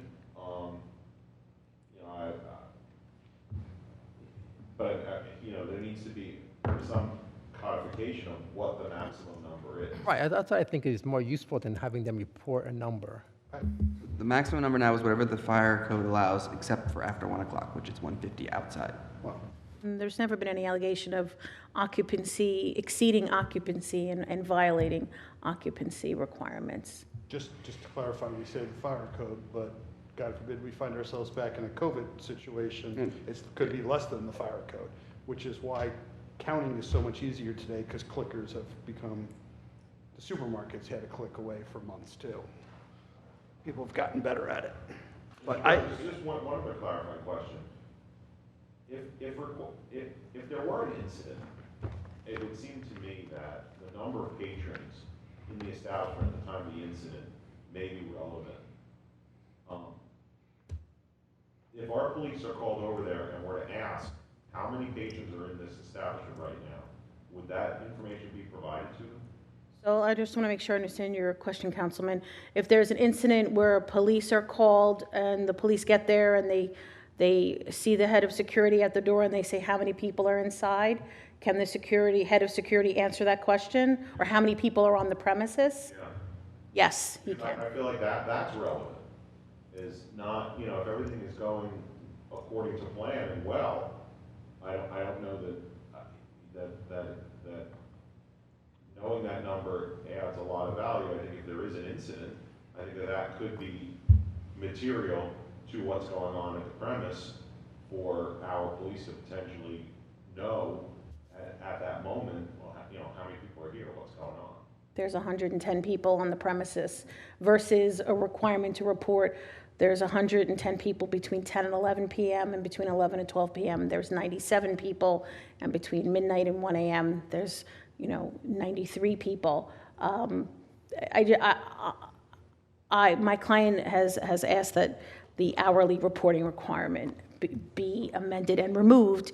I don't see how it's necessary and proper under Title 33 to require hourly occupancy reporting. As far as my research has revealed, there's no other licensee in Bridgewater that has to report hourly occupancy. I think Councilman Nogales already touched on some of that stuff. I've been struggling with what we do with this data and why we're gathering this data. So that's what I'm kind of, I don't, I understand what you're saying, but what's the purpose Can of it? be provided if it's needed, that would satisfy me, rather than just having a whole lot of data points. Yeah. Yeah, I mean, what, if we're making them report, then there has to be a purpose for the report. I mean, it's just not just making them do stuff. You know, if I'm not mistaken, there was a floor plan, a table arrangement, or a floor plan that was required for the seating outside, that would set the occupancy limit outside of the patio. Forgive me, I know it's referenced in here someplace, but it's not attached to this. And I would think that the seating that we have provided in the past sets the limit for the number of people outside. But they don't have to sit now. Well, They can stand. they can stand, but after 1 o'clock, there could only be 150 people outside. And I think, to my logic, I agree with Howard. Over the years, the main complaint was noise from the patio. We have live music out there, and we have people across the street complaining about it. And I think my feeling is that if we limit the outside seating per the paragraph 7, you know, for after 1 o'clock, I think we accomplished that goal. And as far as the occupancy of the establishment, you know, there's a maximum occupancy, no matter how you cut and slice it. As long as they don't exceed, as long as the Green Knoll Grill doesn't exceed the maximum occupancy, as Howard said, they can be standing outside. Yeah, you could be. But at 1 o'clock, there's only 150, max of 150 people outside. You know, then if they migrate inside, they're still within the occupancy of the building. I don't know what the problem is. And I think the hourly report, you know, what are we going to do with it? Nothing. I think the concern is you have an occupancy limit, you maintain it, and at 1 o'clock, no more than 150 people outside. So I think Councilman Cardilla has, in as much as I think is possible, come to a synthesis of the thoughts that are up here, and that would reflect in the resolution the striking of paragraph 4 in its entirety and the keeping of paragraph 7, the retention of paragraph 7, with the exception of the middle sentence, which refers to paragraph 4. Yeah, I think the consensus that I'm hearing, except for Councilman Regalis at this point, although I haven't heard from Councilman Kirsch, what I'm hearing the consensus forming is that the removal of the hourly requirement report, maintaining the rest of paragraph 4 and maintaining paragraph 7 in its entirety. Is that what you guys are? Is that your thought, Councilman Ring? Yeah. Yeah, I would like to, to amend my statement, the first sentence of paragraph 4 would be retained. That's it. Okay. Wait, what? The license agrees that during the days and times provided in paragraph 2. The one primary entrance. I think you guys want to keep You're that. looking, My client currently complies with that. There is only Yeah. one primary There's entrance. no reason not to keep it. Yeah. No objection to that. Right. I have to come up with a final product here, so I just need to know if that's what. I mean, that's what I heard 3 people say so far, which is a majority, so I'm not even sure if I need to get Councilman Kirsch, but I'd like to get it, out of respect for his opinion. I stated my position here, you know, as long as they can know at any time and ask how many are in the establishment, that's sufficient for me. Okay. So, All right, so that's at least 4. All right, Council so, President, if I may, 5, 6, and 7 have already either been discussed or are not contested, Yeah. as well as 8. yeah, I'm moving on. Got it. All right. Paragraph 9, you wanted to remove the fence height requirement, landscaping issue. I think Council President, Council's concern was that the way this is written, they would have to add an additional 2 feet to Right. what's there. I think perhaps instead of removing this as per their request, if in the second sentence, we simply change the word from adding to maintaining. And therefore, it requires you to maintain what's there, but you would not have to add additional. Would that be acceptable? Absolutely. It's already there. Why Yeah. don't we decide how high we want the fence to be, and then simply say that? Well, how high is the fence there now? Is it 8 feet now? Was Well, it 6 to the start with? plants have to be 2 feet taller than the fence. Right.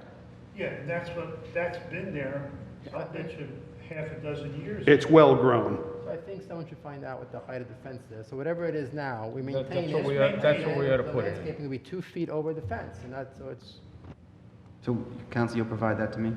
I'm sorry, my client was advising me that they planted all new trees 4 years ago, and Okay. along that fence line along 206.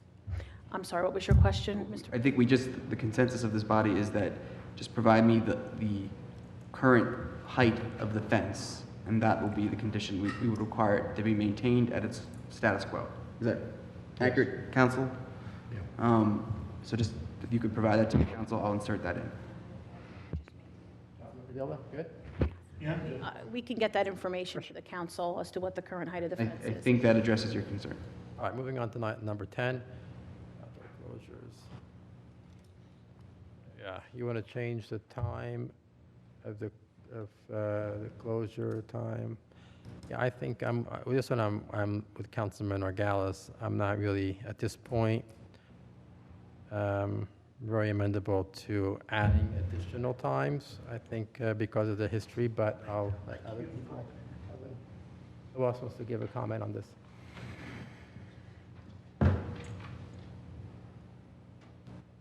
Yeah, you.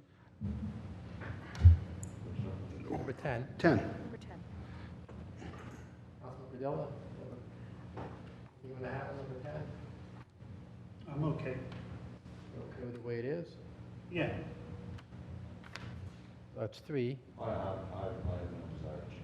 All right, so that's 4. So my opinion is, I'm out. It always matters. This is a living document. Correct. Next year, if everything goes well, we can make changes to it. It's not in stone, it's on paper. I agree. Actually, it's on. If you want my, I Yes, would. it is. All right, moving on to item 11. They say there's no basis for 11.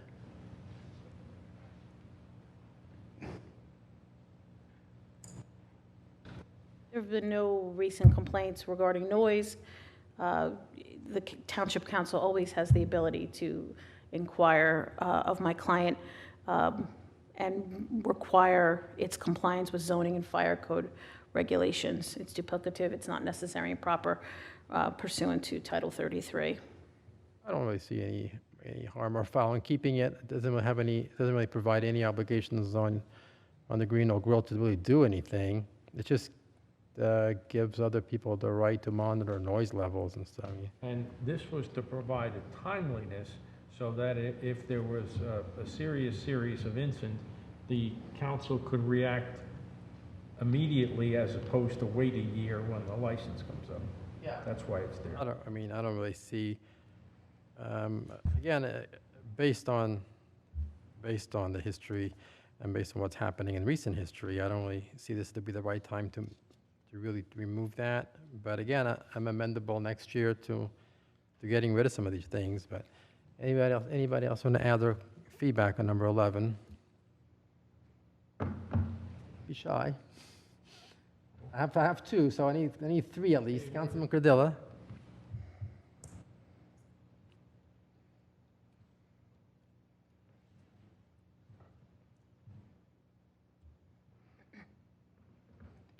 Councilman Ring.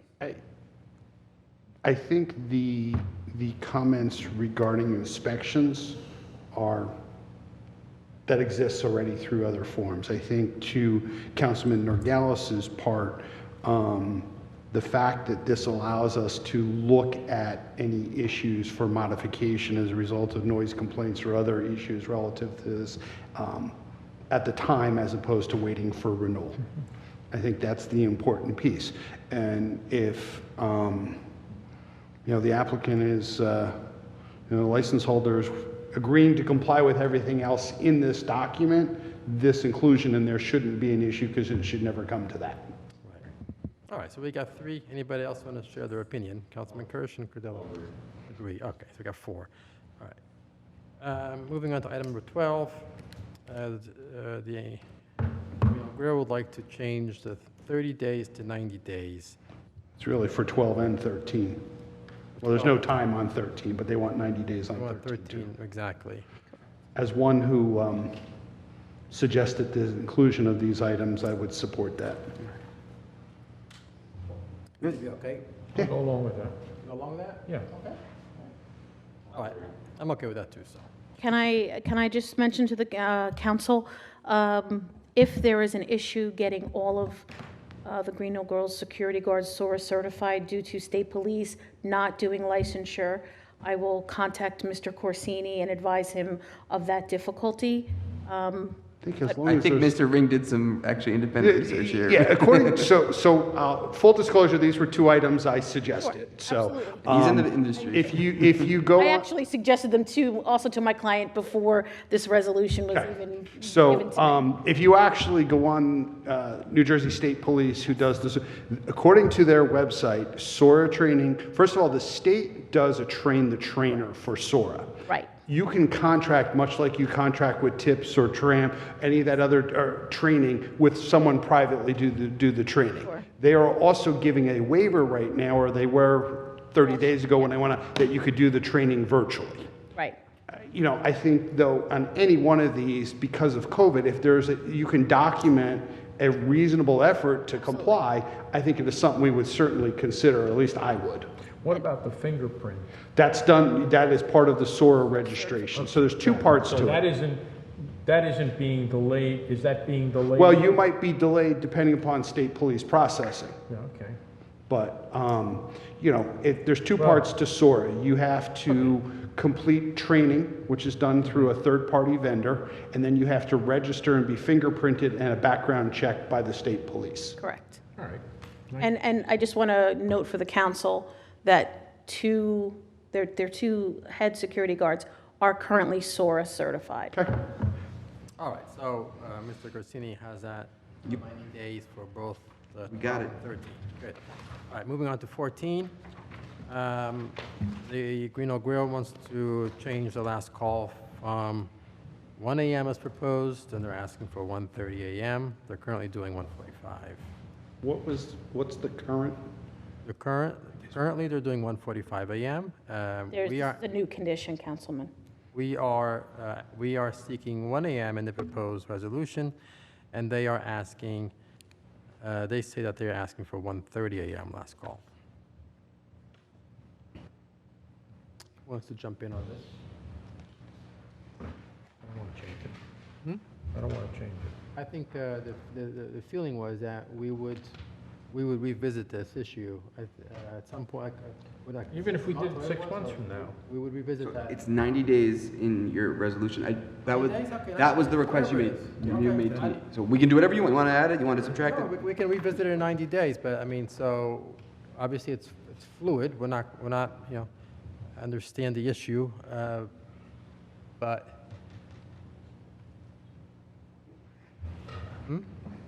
What do you guys? Go ahead. Councilman Cardillo? No? Have any comment?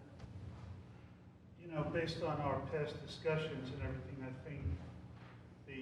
think 14 is reasonable. If there's a majority, I'm willing to split the difference. You know, I think that if 1:15 is last call, that gets everybody hopefully safely on their way by 2 a.m. If there's a majority for that.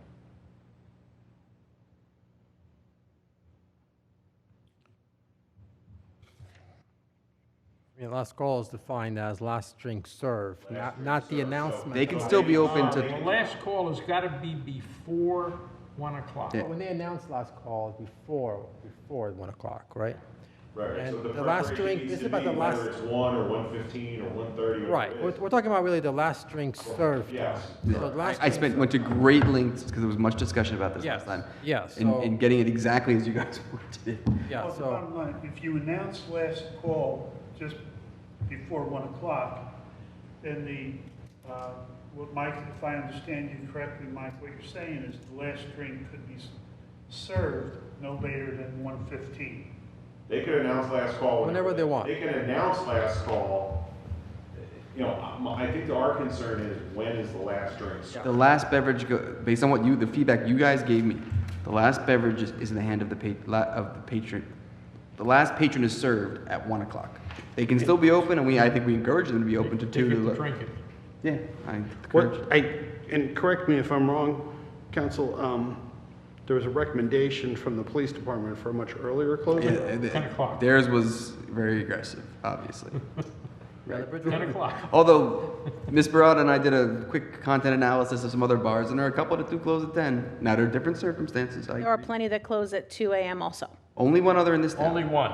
In Bridgewater. AC And until- Hotel is the until- only I'm one. sorry, I can't hear you. The AC Hotel is the only one with a 2 o'clock. And I believe there's a new establishment that's opening today that has a posted 1 a.m. closure, but will stay open past that because they're permitted to. What That's actually, location that's is that? That's attached to the Tommy's, AC but Hotel. I'm not- Tommy's. Same, they're, So regardless, I mean, there's 1, 2, or 3. It's not the majority of establishments. Last call, I mean, there's no requirement in the law for any bar owner to announce last call. That's not a statutory requirement or a regulatory requirement under Title 33. So bars traditionally make last call. There's usually a process they go through. They announce last call. Those drinks are served. They begin to give indicia to their patrons that they're closing. They put chairs on tables. They put house lights on. The music stops. There's a movement in the establishment to indicate to the patrons that it's time to wrap up, pay your bill, and use the restroom and head your way out the door. Patrons then traditionally now go and sit outside and wait for their Ubers to arrive.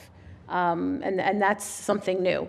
And that process is usually a well-timed, almost mechanical process to get everybody strategically moved out the door in unison.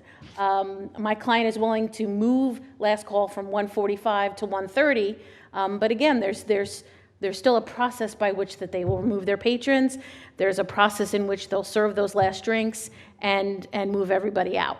No, we're talking about last drink, the time that the last drink is served, and your client needs to have the business sense to know when to announce the last call, because the last drink needs to be served by the time that we're talking about. so we should eliminate any reference to last call in 14, streamline 14 to say no drinks shall be served after X time, and let them make the business decision, because if there's 200 folks in the bar, they might want to give last call earlier than if there's 15 people sitting at the bar. Councilman Ranga, it does say that. They can just pick whatever time they want. Well, I just wanted to make it clear about, Let's say that.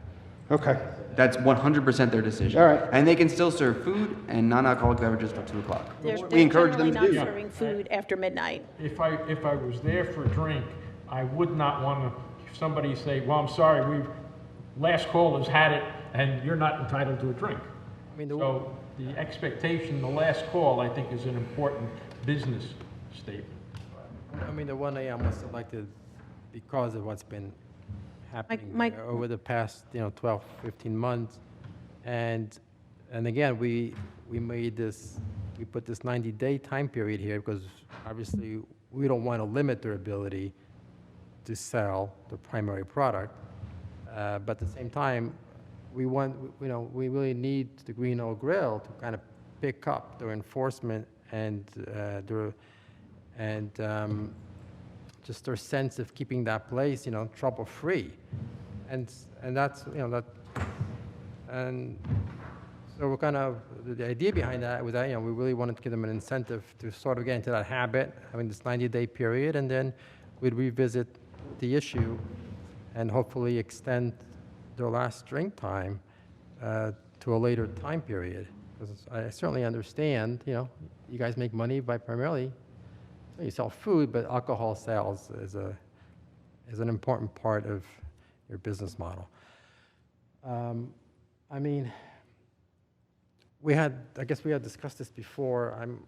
I'm okay keeping it as is, only because we have the 90-day provision. I wouldn't be okay keeping it permanently, but I would be okay keeping it for 90 days, seeing improvement at the Green Oak Grill, and then, giving them, maybe even giving them 130 after 90 days, as long as we see, we see improvement there with enforcing rules, maintaining security. Submitting Right, I mean, reports, submitting why don't- reports, why submitting don't we- Some of reports. these reports haven't been done like ever. And as long as we start seeing compliance and seeing that, some good neighbor activities going on here, I think we give them, I mean, I'm okay going to 130 in 90 days as long as, the Green Oak Grill is complying with other things. And look, I don't expect this place to be trouble-free. That's not my personal expectation. You guys you have a bar, you have a, slash quote nightclub practically there. It attracts people that are younger and, I mean, that's just the reality. There's going to be certain issues there. But right now, I really feel like it hasn't been very tightly controlled by the establishment. And there's no compliance with reports. There's been no effort. There's been no communication by the Green Oak Grill as to why they can't comply with reports. It's just ignoring the prior resolutions. The history is not very good here. I just really want to see some progress. That's what I want personally. I don't want to handicap your business, but I just want to see some progress. Anyway, what's the thought on 14? Let's go down the line. Councilman Cordilla. Compliance is always an act of compromise. And we're looking at one. The occupant is asking for 130. I would agree with Councilman Kirsch that I would accept the 115 for last drinks. I'll go with 1 o'clock with the option that they can return in 90 days. And if we're satisfied that there has been significant improvement, then I would consider moving it to 115. But right now, I would leave it at 1 o'clock. Councilman Ring. So I've got two pieces I'm struggling with. The way 14 is written, it says the licensee shall issue a last call for patrons to be place orders for the final dispensing of alcoholic beverages at a period prior to 1 hour before their designated closing time. Announce last call. Hmm? Announce last call. Correct. Right, because they close at 2, we had a last call at 1, you have to make an announcement before 1. Yeah. But they can't serve. So if we're talking about 115, I just want to clarify. At a 115 time, are we saying they're making their last call at 115, or are we? Last drink served, Last call has to be, according to the way this is written, and if all we're doing is changing the 1 o'clock to 1:15, they would still have to do last call no later than 1 a.m. Okay, so Announce last call, but they could still serve. until 1:15. They could do the last call at 12:45. I mean, just They get the pay. So as long as The last call is alcohol said, stops flowing at So 1:15. I guess what I hang up here is the first sentence of 14. It says they have to do their last call 1 hour beforehand. no. Yeah. The licensee shall issue a last call for patrons, blah, blah, a period. So I would have to change that language, Councilman, because they can't go back He's to right. 2 o'clock. Yeah, No, Councilman Ring is right. but that's only, It should be no later than 1 hour. that's only in equilibrium with their current closing time. If you guys push it back, then that So, language has to change. To the degree that we changed 14 Yes. to say something to the effect of no drinks are served after 1:15, I would support it. Yeah, so that would absolutely have to change if you push it beyond 1 o'clock. So we already have 3 at 1:15. I will come up with And language. with a review in 90 days. Councilman Kirsch proposed a 1:15, so I'm presuming he's okay with it, so now we have 1, no, we have 1, 2, 3, we have 3 at 1:15. And I think here I probably would have kept it at the 1 for the 90 days, and then I would have given them 1:30 after 90 days, frankly, but, okay. So no drinks at 1:15. No drinks after 1:15. I will, And you're gonna make that last call issue clearer. yeah, I would argue that it's clear if they close at 2 and you guys use 1. I will clarify it for this change, 100%. Would the council consider changing the language regarding the drink orders, which is contained in that paragraph? Sorry, what? It says that The the assumption of the last opportunity. call is an alcoholic beverage, right? Yes. They can order sodas and orange juice and things like that at any time. Says All patrons placing orders during this last call opportunity must be provided with the alcoholic beverage that was the subject of their last call order prior to 1 hour before licensee's designated closing time. That 1 hour is the same, it's synced with the current No. language, it will be May I- changed. I think you guys deal with the business. If there's a rule that says the last drink served is at 1:15, I don't think we can dictate when last call is going to be. Correct. We don't care. If you have 3 people in the bar, you know, it's pretty obvious that's a shorter time. If you have 100 people in the bar, you're going to need more time to get that last drink order in. Yeah, I certainly know what you guys want here, and I will make this language. The discrepancy now is only assuming a 1 o'clock last call, or 1 o'clock last drink at a 2 o'clock closing time. If you're changing that 1 o'clock, the other language will have to change as well, which I am happy to do. But I think what I'm hearing here, Mr. Corsini, is that that language, while it would have to change theoretically, we're also saying we would support eliminating when last call is announced. I understand what you're saying. Okay. We'll get So- you there. So the answer to your question is, you can make last call whenever you want, but no drinks should be served to a customer. Alcoholic beverages served to a customer after what I'm hearing is 1:15. I have exactly what you guys There will want. be consumption subsequent to Correct. 1:15. Oh, yeah, they can Yes. drink it, they can order Yes. it, they can drink it. Yep. Yeah, I don't think there's any ambiguity there. So I understand what you guys want, and I will be happy to draft it. But they can't take it outside when they leave. Oh, of course. That's the- That's a condition, and they have garbage cans and security guards requiring all And- patrons And to it's walk a out empty-handed. singular drink, it's not line them up 3 or 4 for me, right? That would be also against the law, so, right? Well, you can order more than one drink at a time, Well, in theory, but The- last call is, last call is whenever it needs to be, according to what you're proposing, and I'll have to speak to my client after this meeting. My client cannot agree to the 1:15 last drink served at this moment. We'll have to confer after this meeting to determine our next steps if necessary. Well, order, not order one more drink, 14th, 6th line. The Okay, last so- call is a singular drink. It's Yep. not, I want 4 beers lined up here for my Yeah, last call. I think that is covered in the language, but what if you're buying a drink for you and your friend? That's 2 different drinks for 2 different people. yeah. Right. We'll make sure that that language is very tight. How's the bartender gonna And- know that you're really buying drinks Well, we for really you won't. and your friend? I'll buy one for you and one for me, but I'll drink both of them. All right. I think I have good stuff to work with here. Okay, so I think we are done going through this. I'm just gonna summarize how I see. Okay, number one, you're going to amend the objection to be people that have entered the establishment.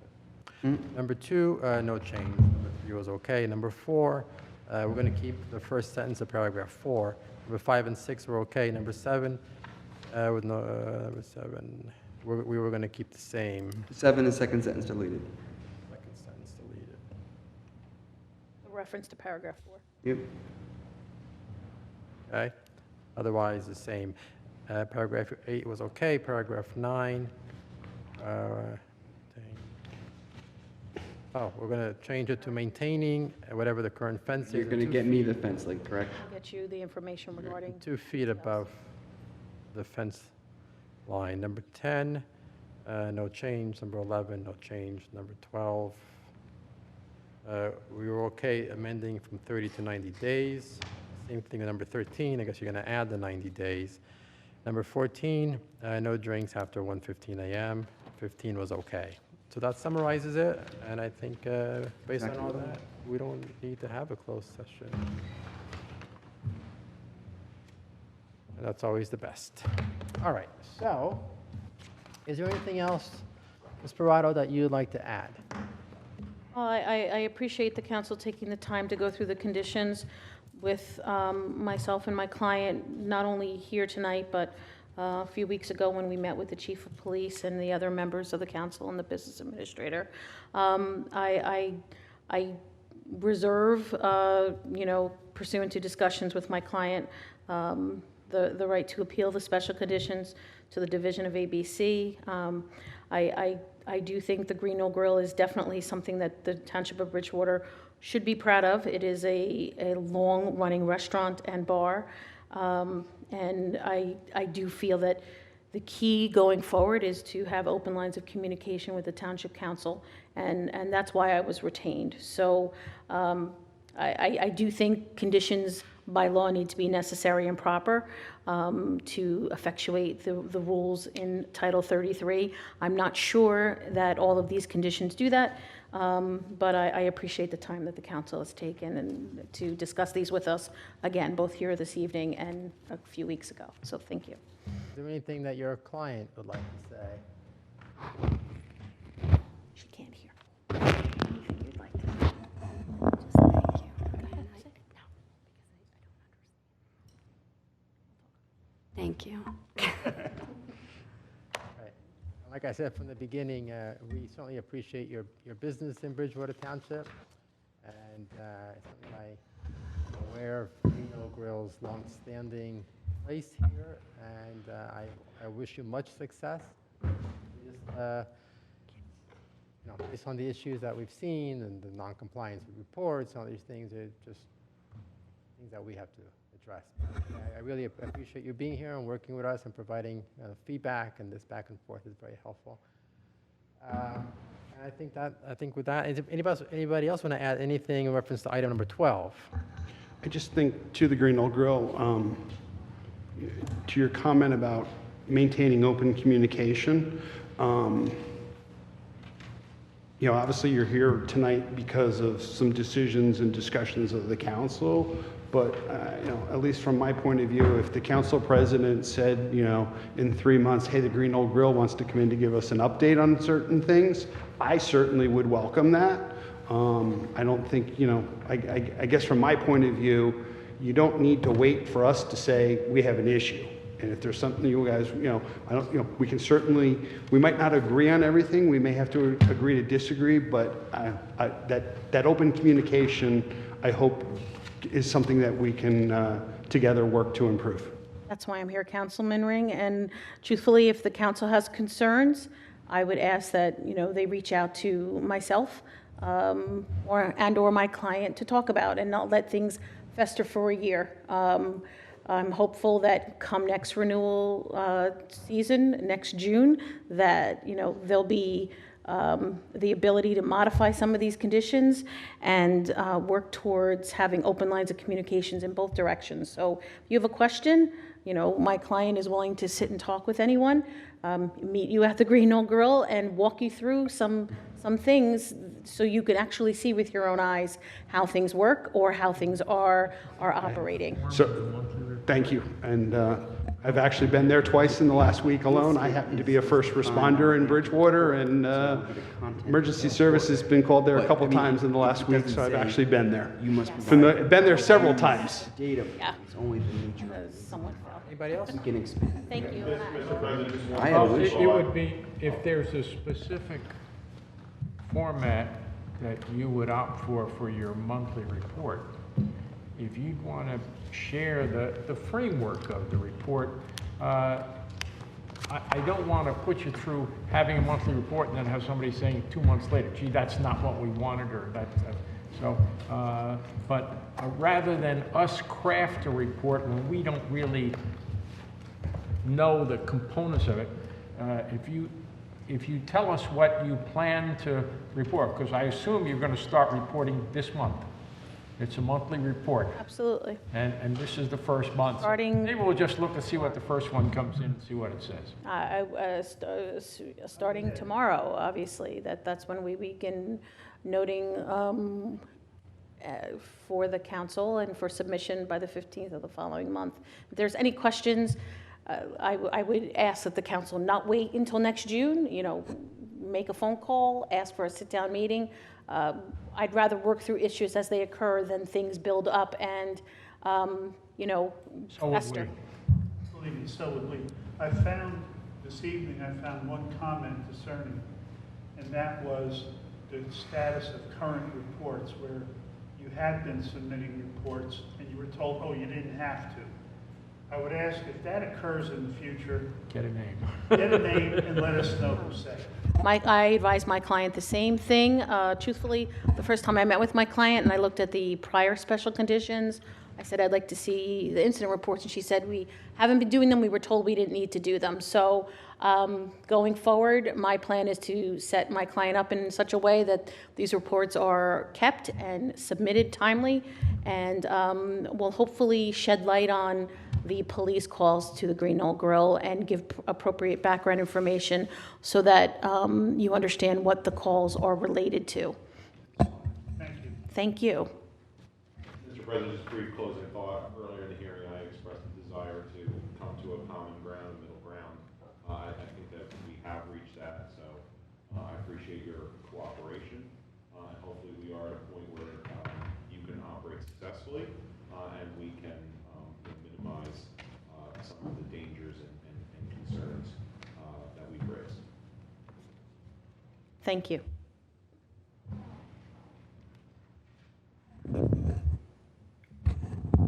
Okay, well, if there's nothing else, Do we have a closed session? that concludes item number 12. Thank you for being here. Thank you. Have a great night. We don't really need a closed session because we went through the entire, Mr. Yeah, Pappas is Mr. flagging me. The mayor has asked that you have a short closed session. He's asked me to convey some information about pending litigation. That's not on the, listed on the agenda. Can we do that, Mr. Corsini? It is on. You can amend your agenda. It says license renewal. You can do it. It's got to be, you have to amend your agenda and do the resolution. So she's got it. Linda's already prepared it, I see. So you just have to, do that's the resolution you have to do instead of the one that's on there now. It is permitted. All right, so, Motion to go to closed session for, You need a motion to amend the agenda first, Chris? I mean, you probably should amend the agenda take a motion to amend the agenda to add the closed session for the topic in question. that's what it is. That's what we're going to ask. Yeah. Pending litigation. And then you could also, yeah, you can also, in the same motion, go into closed session. I make, all right, I'll also entertain that motion. Discussing pending litigation is always discussed in closed session, and certainly I would anticipate it's an important business matter. So why don't we do that? so moved. Second. So there's a motion and a second to amend the agenda to include pending litigation and to go to closed session. Roll call, please. Councilman Kerr? Yes. Councilman Fidel? Yes. Councilman Gala? Yes. Councilman Ray? Yes. President Pierce? Yes. Be it resolved by the Bridgewater Township Council that this body will now hold a closed meeting to discuss the following: pending litigation. When and if the matters discussed become public record, this will be made known to the public at that time. The public is excluded from said meeting, and further notice thereof is dispensed with, all in accordance with Sections 8 and 4A of the Open Public Meetings Act. Be advised that there will be no other matter discussed on the agenda when we come back from the closed session. So you're certainly welcome to return, but we're just going to come back and adjourn the meeting. So thank you all for being here, and have a great night.